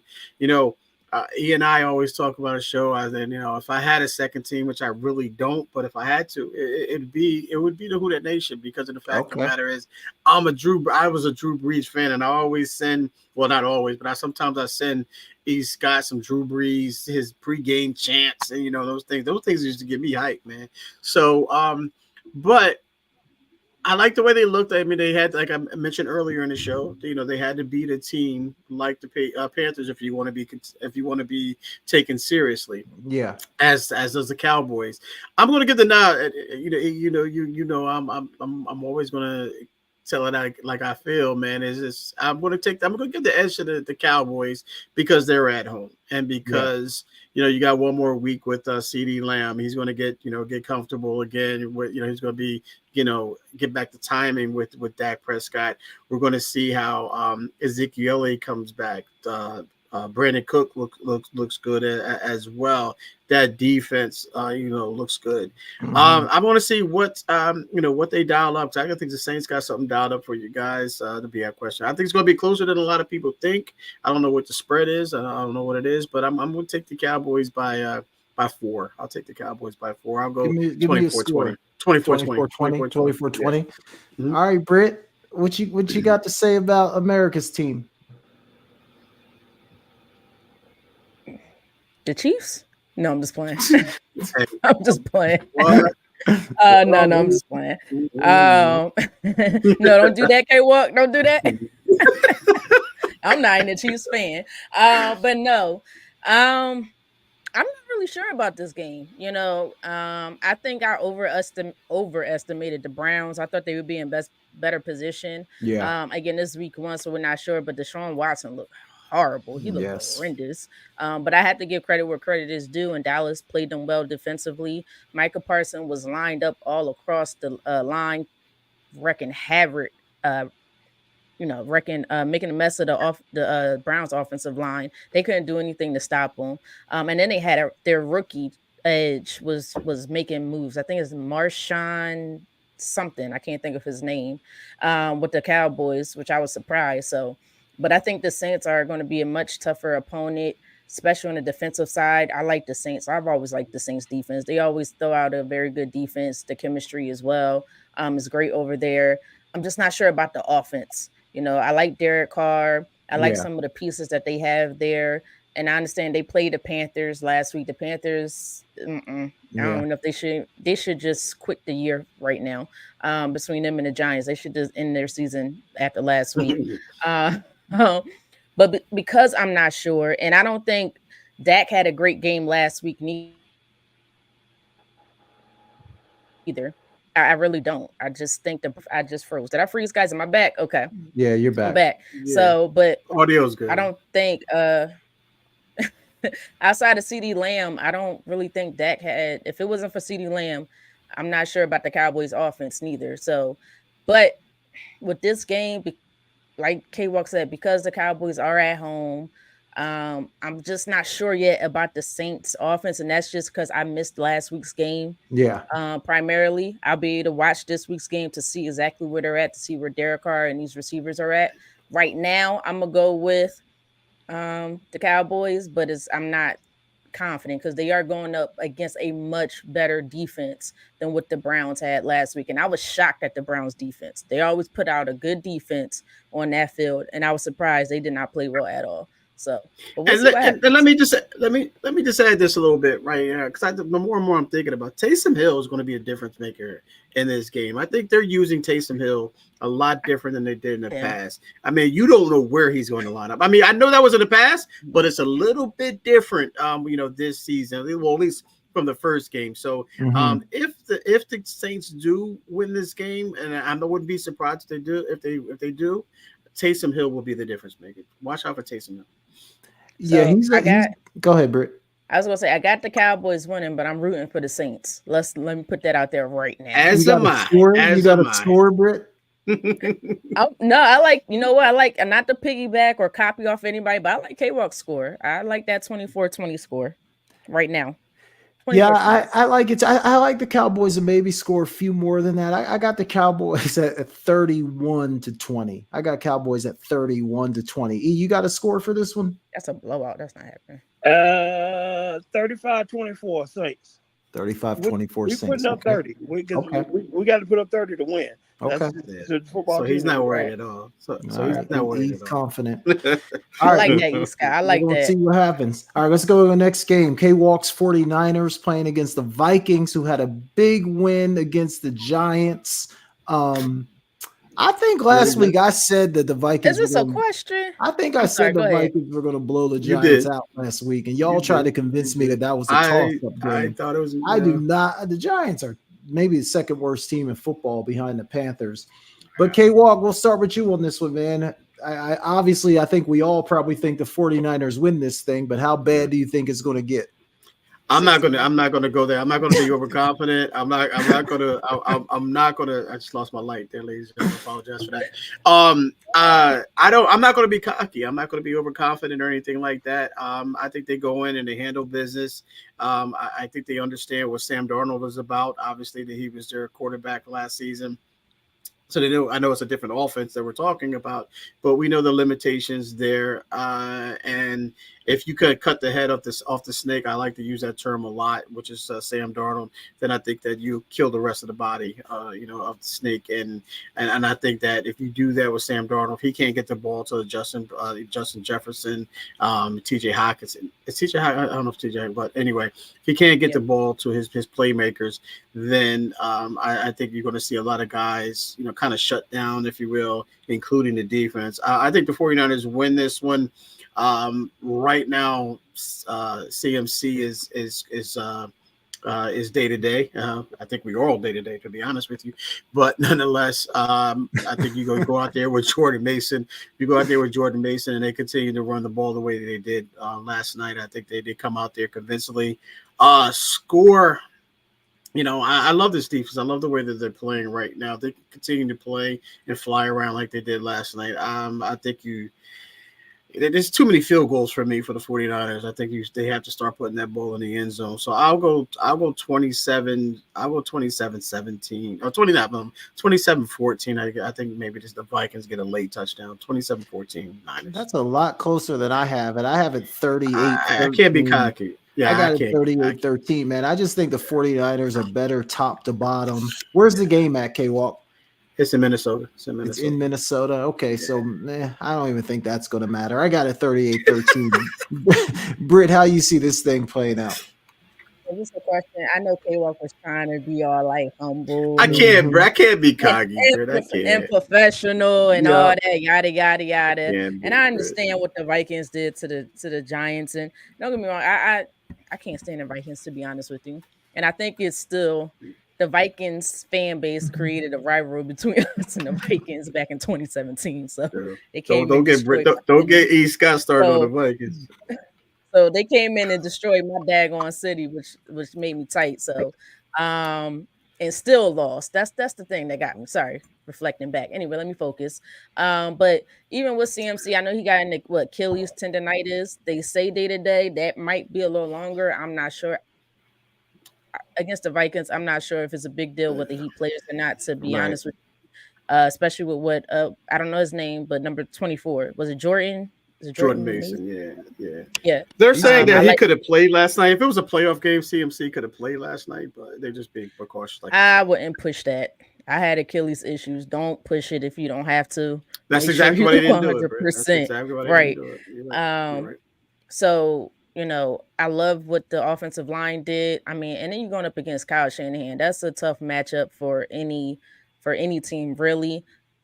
I have to give credit to the Vikings. I know they have Justin Jefferson. I did like what Sam Darnold did, but the Giants defense is not the 49ers defense. The way they pressured the heck out of out of Aaron Rodgers, it was a lot of pressure on Aaron Rodgers. I'm expecting the same thing with Sam Darnold. I don't even know if he'll have enough time because I know they have issues with their offensive line.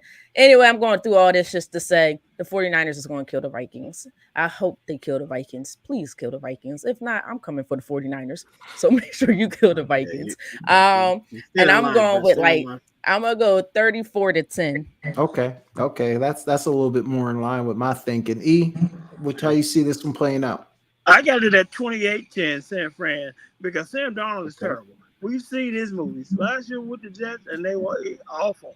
God, I mean, they went up and beat up on the Giants, but like you said, Jay, the Giants might be the second worst team in football. Yeah. They're terrible over there. Even their uniforms were terrible last year. That was awful. So we're gonna get to that tomorrow night. Okay. You got Justin Jefferson, but that's about all you have over there in Minnesota. I just don't think Sam Darnold's going to have enough time to get him the ball. I think that San Francisco defense is going to be too much for him. And then we all know San Francisco can score points with or without CMC. So, 28, maybe even 35-10, but definitely a blowout in Bang Bang 90 game play. Yeah, I'm with you there. Minnesota Vikings will put the smackdown on San Francisco. Our defense is legit. All right. I appreciate you stopping by, but I don't know about this one, man. Yeah, They're gonna that's put all a right. He's got it. Wow, Rice, that's popular in Minnesota. You better go ahead with that. No, not on San Fran. Not this week. Appreciate it though. Appreciate it. Appreciate the comment, but I don't know about that one. All right, let's go to my second favorite team, the Atlanta Falcons, going up against Brittany's When did that become Philadelphia Eagles. Britt, they're like they're 1B for me. I locked in on the Falcons this weekend. I said, look, I've been here for over 20 years. I might as well just give in and become a Falcons fan. So they're my number 2 squad. We got you gotta choose. Which team are you with this year? Give me a couple weeks. Give me a couple weeks. No. I'm giving you 1 week to figure it out. You got 1 week. All right. I'll take that. I'll come back next week and I'll give you 2. I'll be kind enough and give you 2. Okay. I appreciate that. I want to see how Jay, can I just tell you, Scott, can you just let them know who your least favorite franchise in all? I know. I already know. As a staff, a record label, and a crew. I already know. Falcons. K-Walk, how you see this one playing out, man? Falcons struggled, could not score a touchdown on Sunday. Played pretty good defense, held the Steelers to a bunch of field goals, but just couldn't really get anything going offensively. Kirk Cousins does not look healthy to me. Achilles in week 8, and to be back out here playing, he's been a statue before, but I mean, he really can't move at all to save his life. I felt like some of those interceptions he threw was because of the pressure, and he knew that he just couldn't protect himself. So I don't know how that whole thing's going to play out, but how do you see this game playing out? Well, so this is in the link, correct? Yes, the link Monday night. So the fanatics are going to be just that. They're going to be fanatic. So I mean, we've seen what Philly was about. The acquisition of Saquon Barkley is the difference. That's exactly what they needed. It put them, in a legitimate spot to be a legitimate contender. Atlanta. Just you just saw a snowman in Miami, just in Kirk Cousins, a guy who was just still couldn't move and just slowly but surely melting. And go to Michael Penix Jr., man. Immediately I just think that the Eagles will feast on this one, man. I mean, they have great weapons with Bijan Robinson, with Drake London, with Kyle Pitts. What's that? I'm sorry. I said incredible weapons, young weapons. Yeah, incredible weapons. But right now, Kirk Cousins is not able to get there. He can't move, man. And you mentioned that, Jay, in our thread, throughout the game, he just can't move. And if you just put pressure on him, all you have to do is just go man on him and just send an extra blitzer. And then there's no way that you're going to be able to, he's not going to be able to get the ball to him. So with all that being said, I like the Eagles here, man. And I like the Eagles here convincingly. I'm going to go 27. I'm going to go 27-17 here, man. I mean, I know we like blowouts, and I know, but it's the NFL, man. And we talked about it ad nauseum that there's going to be, there's point shaving, the bookies are involved. So these games aren't going to be as much as a big of a blowout as you think it will be. So I'm going to go 27-17 Eagles here. Yeah, I'll be quick. I don't know if it'll be that close. I just think, like you said, K-Walk, I think Saquon is in the perfect situation right now. I mean, he's got a good offensive line in front of him, and he's got really great receivers on the outside. He's got a quarterback who is also a running threat. They could just do so much with that offense that I just think the Eagles are going to be a problem for a lot of teams this year just because of the firepower that they have. And then they do it on both sides of the ball because they play outstanding defense as well. And I think they're only going to get better too. Like even, was it Jalen Carter? I know he's only in his second year, disciplined. But he does have to be more disciplined. But you can already see that how much better he is from year 1 to year 2. Absolutely. So he's going to be a problem as well. So the Eagles just have a lot of good things going for them. And I just don't know how Kirk Cousins is going to withstand all that. So I like the Eagles. I think they are going to pull away from them a little bit. I got it at 31-13. So that's kind of how I see this one playing out. E. Scott, what are your thoughts on this game? Now, I see Atlanta bouncing back. I do think Philly will win the game, but I do think Atlanta will play better. For all of the players that we just named, all the weapons they got over there, they can't play any worse. Now, the problem over there is Kirk Cousins, and not that he's terrible, it's just he's not healthy. You can tell he's playing on one leg. I mean, this is a 39-year-old man coming off Achilles injury from week 8. I mean, yeah, your body's just not going to heal that quickly. Now, I don't think Michael Penix is ready yet, so they got to go, with Kirk. But I got this one like 17-10 Philly, because here's your problem with Jalen Hurts. Jalen Hurts, like, you have some quarterbacks that are good and bad from game to game. No, Jalen Hurts is good and bad from series to series. One series he'll come out looking like an MVP type candidate. The next series he'll come out and he turns the ball over and he makes terrible decisions. So you never know what you're going to get out of him. Now, if the good Jalen Hurts shows up, yeah, then the score might go up some.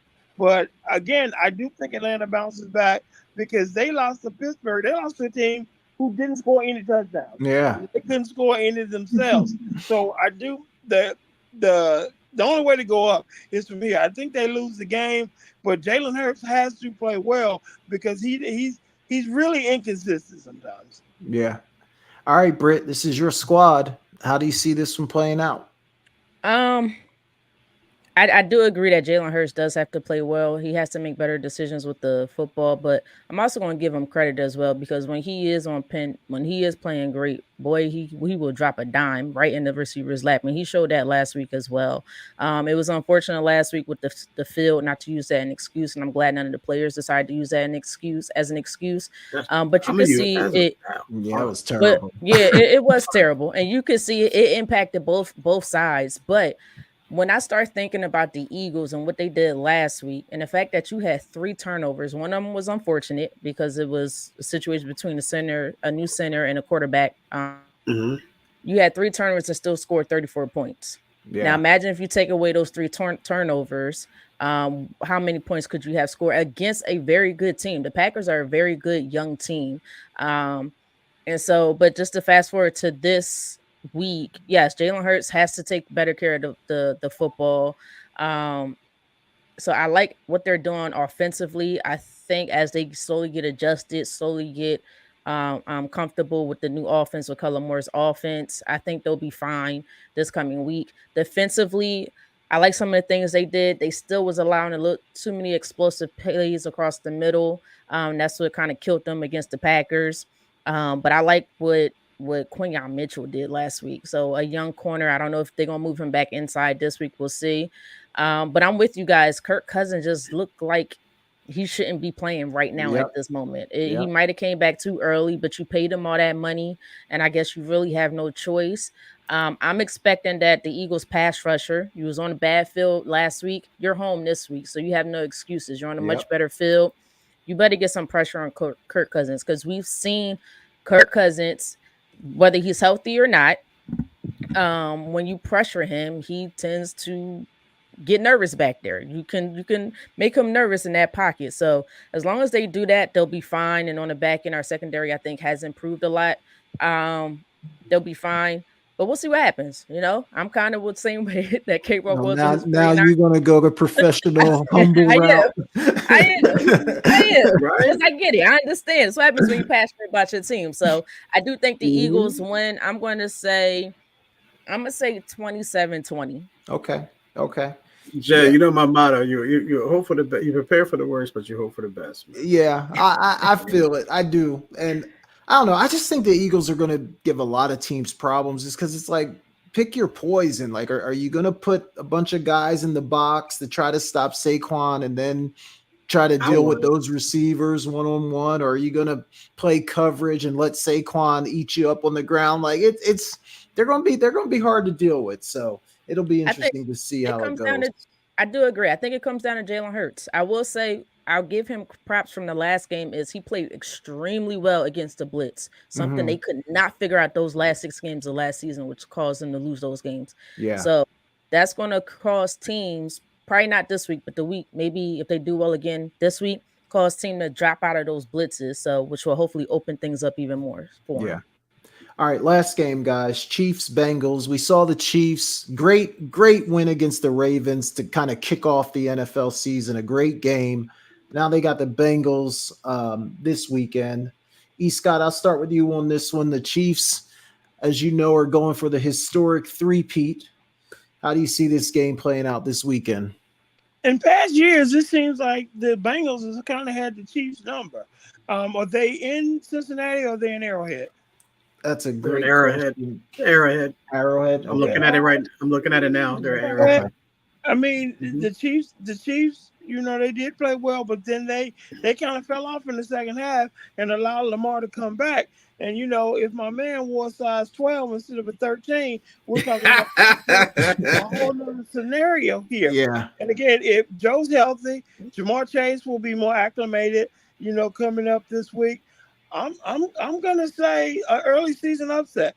I'm gonna go Cincinnati 24-17. Oh, wow. Okay. That's right. K-Walk, 2 questions for you. Obviously I want to get your prediction on the game, but I don't know if you were that high on Xavier Worthy, and correct me if I'm wrong, the Chiefs receiver. Has your opinion on him changed after week 1? He did make some plays, or how do you feel about him? And then talk to me about the game. Nah, my opinion on him hasn't changed. I think that obviously he has speed. I always said to him that's something he brought to the table. I just wasn't high on him as a receiver, as a route runner. That's my thing is. But if you can be an Andy Reid, you can dial him up. You can dial plays up to get him in that in the situation where he can score. That reverse was just a great call there. The touchdown pass that he had, that was just a broken play, a broken coverage by Baltimore. Yeah, I think the corner was expecting safety help and it just wasn't there. So miscommunication there. But nonetheless, it worked for them. So no, I mean I think if you put him in the right situation and you play disciplined defense, I think you can control him for the most part. I think you're going to get what you're going to get from him. And that's any receiver, to be honest with you. I mean, you got Patrick Mahomes who's buying time, running back and forth, and anyone can get open. I can get open in that offense, to be perfectly honest with you, and that's no exaggeration, ladies and gentlemen, to this day. I know my opinion on him hasn't changed. I just think they're just going to just use him in the right way, and you've got to be disciplined on defense. As far as the game goes, you got to go with Kansas City. It's hard not to go with Kansas City, especially when they're at home.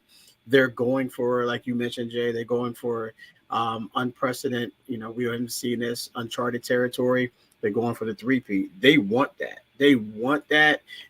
Because, they know they can win a Super Bowl. But they want to do something that Patrick Mahomes wants to do something Tom Brady hasn't done. Andy Reid wants to do something Bill Belichick hasn't done. That's 3 in a row. No team in the history or a quarterback in the history of the game has done, and that's the three-peat. So they're focused, and they want to go out there and get it. And I believe wholeheartedly that's what their goal is to do something that no other team in the history of the league has done.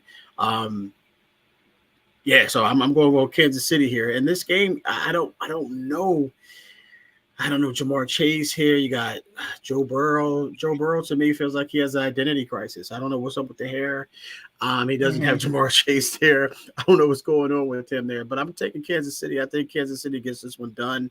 I think the Bengals make it interesting, but I'm going to go Kansas City here. I'm just looking at the team here. I'm going to go Kansas City 27. Cincinnati 7, Cincinnati 20, 27, Okay. 27-20. Kansas City. Yeah, we're close. I got it 27-24. I think it's going to be a really good game, but I do think at home, I think Kansas City figures out a way to get it done. Yeah. But Britt, what are your thoughts on this one? How do you see it playing out? Can I just piggyback off of the question that you asked, K-Rock, regarding Xavier Worthy? Yep. Very talented. I mean, he's in the NFL, so he's talented, fast as heck, as we all know. Yeah. But I'm with Ewok. I wasn't even that impressed with him the first game against the Ravens. I understand he scored a touchdown, and people are like, "Oh my gosh, he's such an incredible receiver." That was fantastic blocking by the Chiefs' offensive line, and other receivers, to get him there. And then, like K Walker alluded to, it was a busted play on the other touchdown catch. So I'm gonna give him what credit is due, because he has the speed, but I have to see more. It's week one. I need to see more.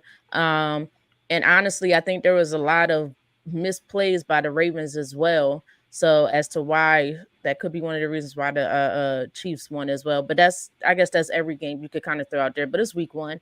So, but for me, when it comes to Cincinnati and the Chiefs, again, K-Walk kind of took my points again. Is Jamar Chase, is he going to be there? Where's T. Higgins? I don't think T. Higgins, did he play last game? I don't think he played last game. No, he did not. I don't know who they have. Joe Mixon is no longer there. They're in Arrowhead. So how reliable are these playmakers outside of those three guys? We're going to see, how's their offensive line? Did that improve? And then the Bengals, I know they'll probably pick it up the next game, but the Bengals in that the defense to me didn't play all that great in the first game. So hopefully they can pick it up.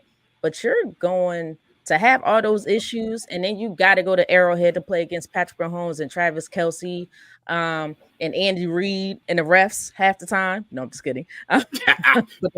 Preach.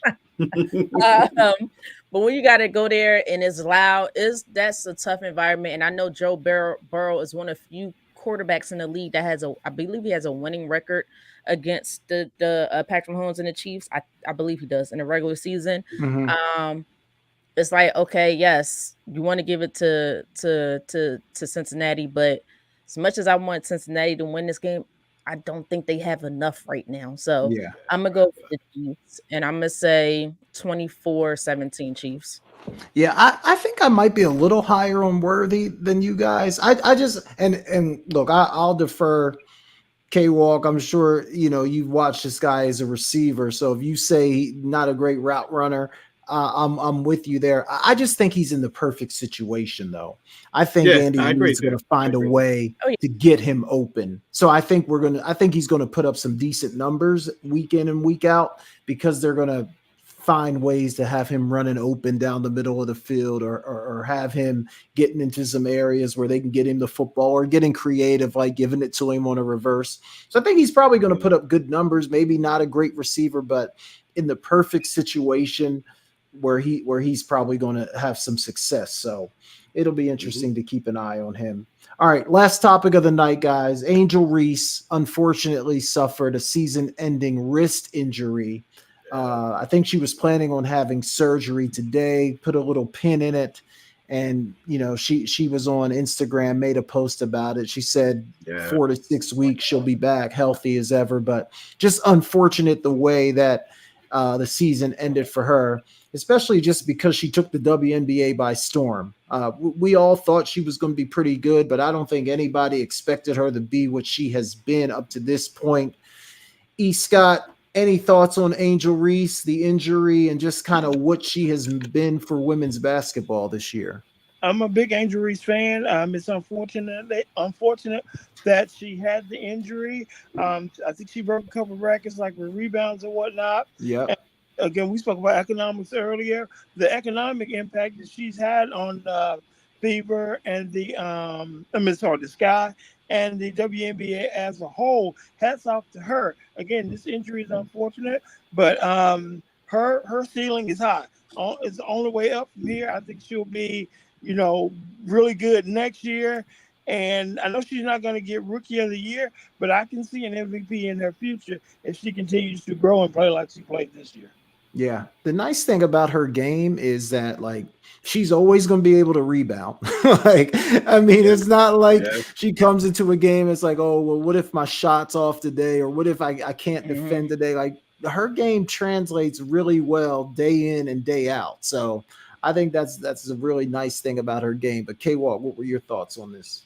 Yeah, man. It was we at first we didn't know what it was. We heard it was Yeah. season-ending injury. So I immediately went. I think we all did. We went to see like what was it? Was it a knee? Or because we were watching the game the night before, and we were sitting there saying like, oh, I didn't see anything. Oh, I didn't see Yeah. anything. I didn't see Yep. anything. But it makes sense now that it was a wrist injury because so she didn't lay down and like some of these football players be doing. They be hurting their finger and they be laying down. I mean, Yep. Can't but anyway, stand it. good stuff, Angel Reese, for walking off the field. Good stuff.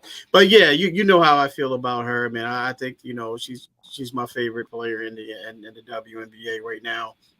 And for her to go down at this point, I don't think they would have won. I don't think they would have made the playoffs because of that little bit of that lag that they had there towards the end of the season. So I think it's good that not good, but it's she's getting the injury, gives her time to help her teammates out to get better, get ready for the next season because we all see that she's a coach on the court, so it allow her to be a bigger voice, if you will. It's a shame, going to miss her, watching her play and do her thing on there. Jay, stop, gonna get me in trouble, man. But just stop talking about her rebounding, things of that nature. Jay. I'm talking about that, man. Can't see, but but no, all seriousness, I think that she's going to be, it's going to get her ready, her mindset ready, and go get her off-season preparation. Because anytime you come off of an injury, any type of injury, it motivates you to get ready for the next season. And so I think she'll be ready for the next season. So it may be a blessing in disguise, without question. But just hats off to her for a great season. And like he said, she's not going to win the Rookie of the Year, but but she will be up there and talks about the MVP for sure going forward. Yeah, exceeded expectations for sure. I went back and watched the play. It was a play there where she got an N1 and she kind of fell funny and put her hands down to kind of catch herself. And they think that's where she hurt her wrist. Yeah. So just a shame to go out that way. They did manage to win last night, and actually they're back in 8th place. So if the playoffs started today, they would win. Okay. I don't know if they'll be able to hold that spot though. Atlanta's like right on their heels, so we'll see if they can hold it. But Britt, your thoughts on Angel Reese? Look, I love Angel Reese. I love how she carried herself, how she carried, like she's not here with us anymore. Let me correct that.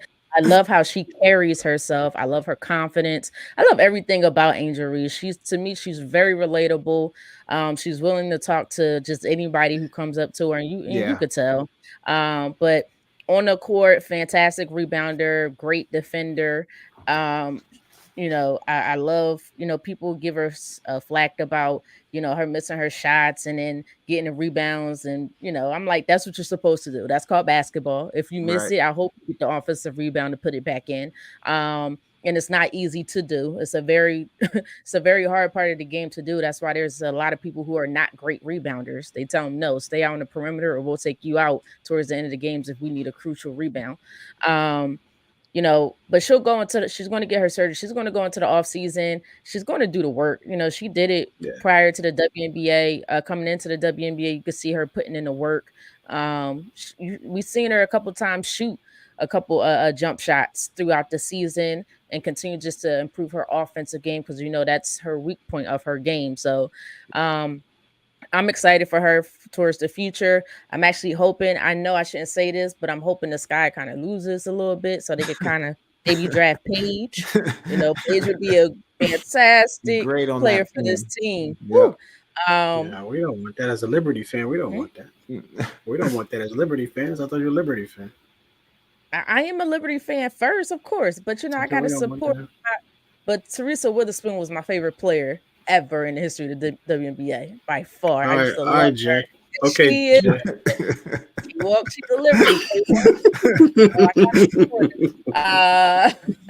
But no, it's unfortunate for Angel Reese, but I agree. She's going to be in many award conversations going forward as her game improves. So it's unfortunate now, but just be ready for her when she improves her game and stuff like that. She's coming back. For sure. Yeah, and Britt, I think your point about how well she's kind of carried herself is a great one. I mean, she's got over 4 million followers on Instagram, so she's got a huge fan base. But we all know that she's got a lot of haters out there as well, and Unnecessary he's taking a haters. lot of unnecessary Unnecessary, criticism. So right. the way that she's sort of been able to just kind of stay above all that, I definitely think is commendable as well. All right, y'all, good stuff tonight. That was a fun show. E. For Scott, sure. we Appreciate you, definitely E. appreciate you coming through, man. Come back Thanks for having me. anytime. Before we get out of here, though, okay, Walk, real quick, let the people know where they can find you and if there's anything you're looking forward to this week. Yeah, man. I was just into the last part of that. Look, more football. I mean, we got more football. We got the WNBA. I missed the debate should be coming on. I missed the debate. I don't know what happened with the debate. We'll check that out right now. Yeah, so I'm gonna check that out. I'm gonna as far as you got baseball in the pennant race, you got college football coming up, you got Thursday, you got football, NFL. We got to use our term, E. Scott. We got a plethora. I got a plethora of stuff to look forward to. Tomorrow night, you can catch me and this guy right here in the corner. Sports Talk K Walk, E. Scott. Never had it so good. Sports Radio, 7 p.m. wherever you get your podcast. Check us out there, ladies and gentlemen. You see what E. Scott brings to the table. And he was tame tonight, ladies and gentlemen. So please tune in tomorrow night without question. We got a great one down for you tomorrow night for sure. All right, good stuff, K-Walk. You guys can find me at Jason Talk Sports on all social media platforms. And yeah, man, this is just a great time of the year. If you love sports, this is just a great time of the year. So I'm locked in on everything. Britt, talk to the people. Let's see. You guys can catch me on, of course, Instagram and X, formerly known as Twitter, at Brittany Monique. I have a TikTok. If you want to follow me on there, that's fine as well. But what I'm looking forward to, come on, it's NFL season. Absolutely. Baseball, we get ready to head right into Red October. So this is when I get excited about baseball. And that means NBA season's coming up. And that also means WNBA playoffs will soon arrive. So I'm looking forward to all of that. It's a lot going on. Fall is the best season for all sports. Everything sure. sports. For sure. E, you want to shout out any of your social media or anything? I'm not a big social media guy, but you can find me tomorrow night with K-Walk and E. Scott. I never had so good sports radio. Hey, we bring it each and every Wednesday. Yeah, Don't be cheating. For sure. Don't be cheating. Y'all two don't be cheating now. I swear y'all in cahoots somehow. I can never win. Nothing. Britt, if you want to, you could. Hey, Britt, if you want to make up the questions, you can. You can do that. I might E. do Scott's that not one gonna day. allow that. I'm just kidding. All right, ladies and gentlemen. Check us out here. We appreciate you guys. Go ahead, Britt. I'm sorry, Jay. E. Scott, can you do something of my decade, please? Then I'll join that. I gotta be a part of that entertainment show. I'm trying to think what I got tomorrow night. No, tomorrow night is old school, because I already wrote it up. Yeah, you probably wouldn't know it for tomorrow night. He puts a lot. He puts a lot of work into that, ladies. I will write up one that from this millennial, and we'll be sure to invite you on. All right, bet. I'll be on for that one. I got a chance. All right, ladies and gentlemen, we appreciate you guys listening tonight. We will be back here live Tuesday at 7 p.m. Do us a favor, hit that like button, share, subscribe. Any help we can get from you for growing this channel, we greatly appreciate it. For Brittany Jones, Kevin Walker, and our special guest, E. Scott, I am Jason Collins. We'll see you guys next week. Go Cowboys. Go Eagles.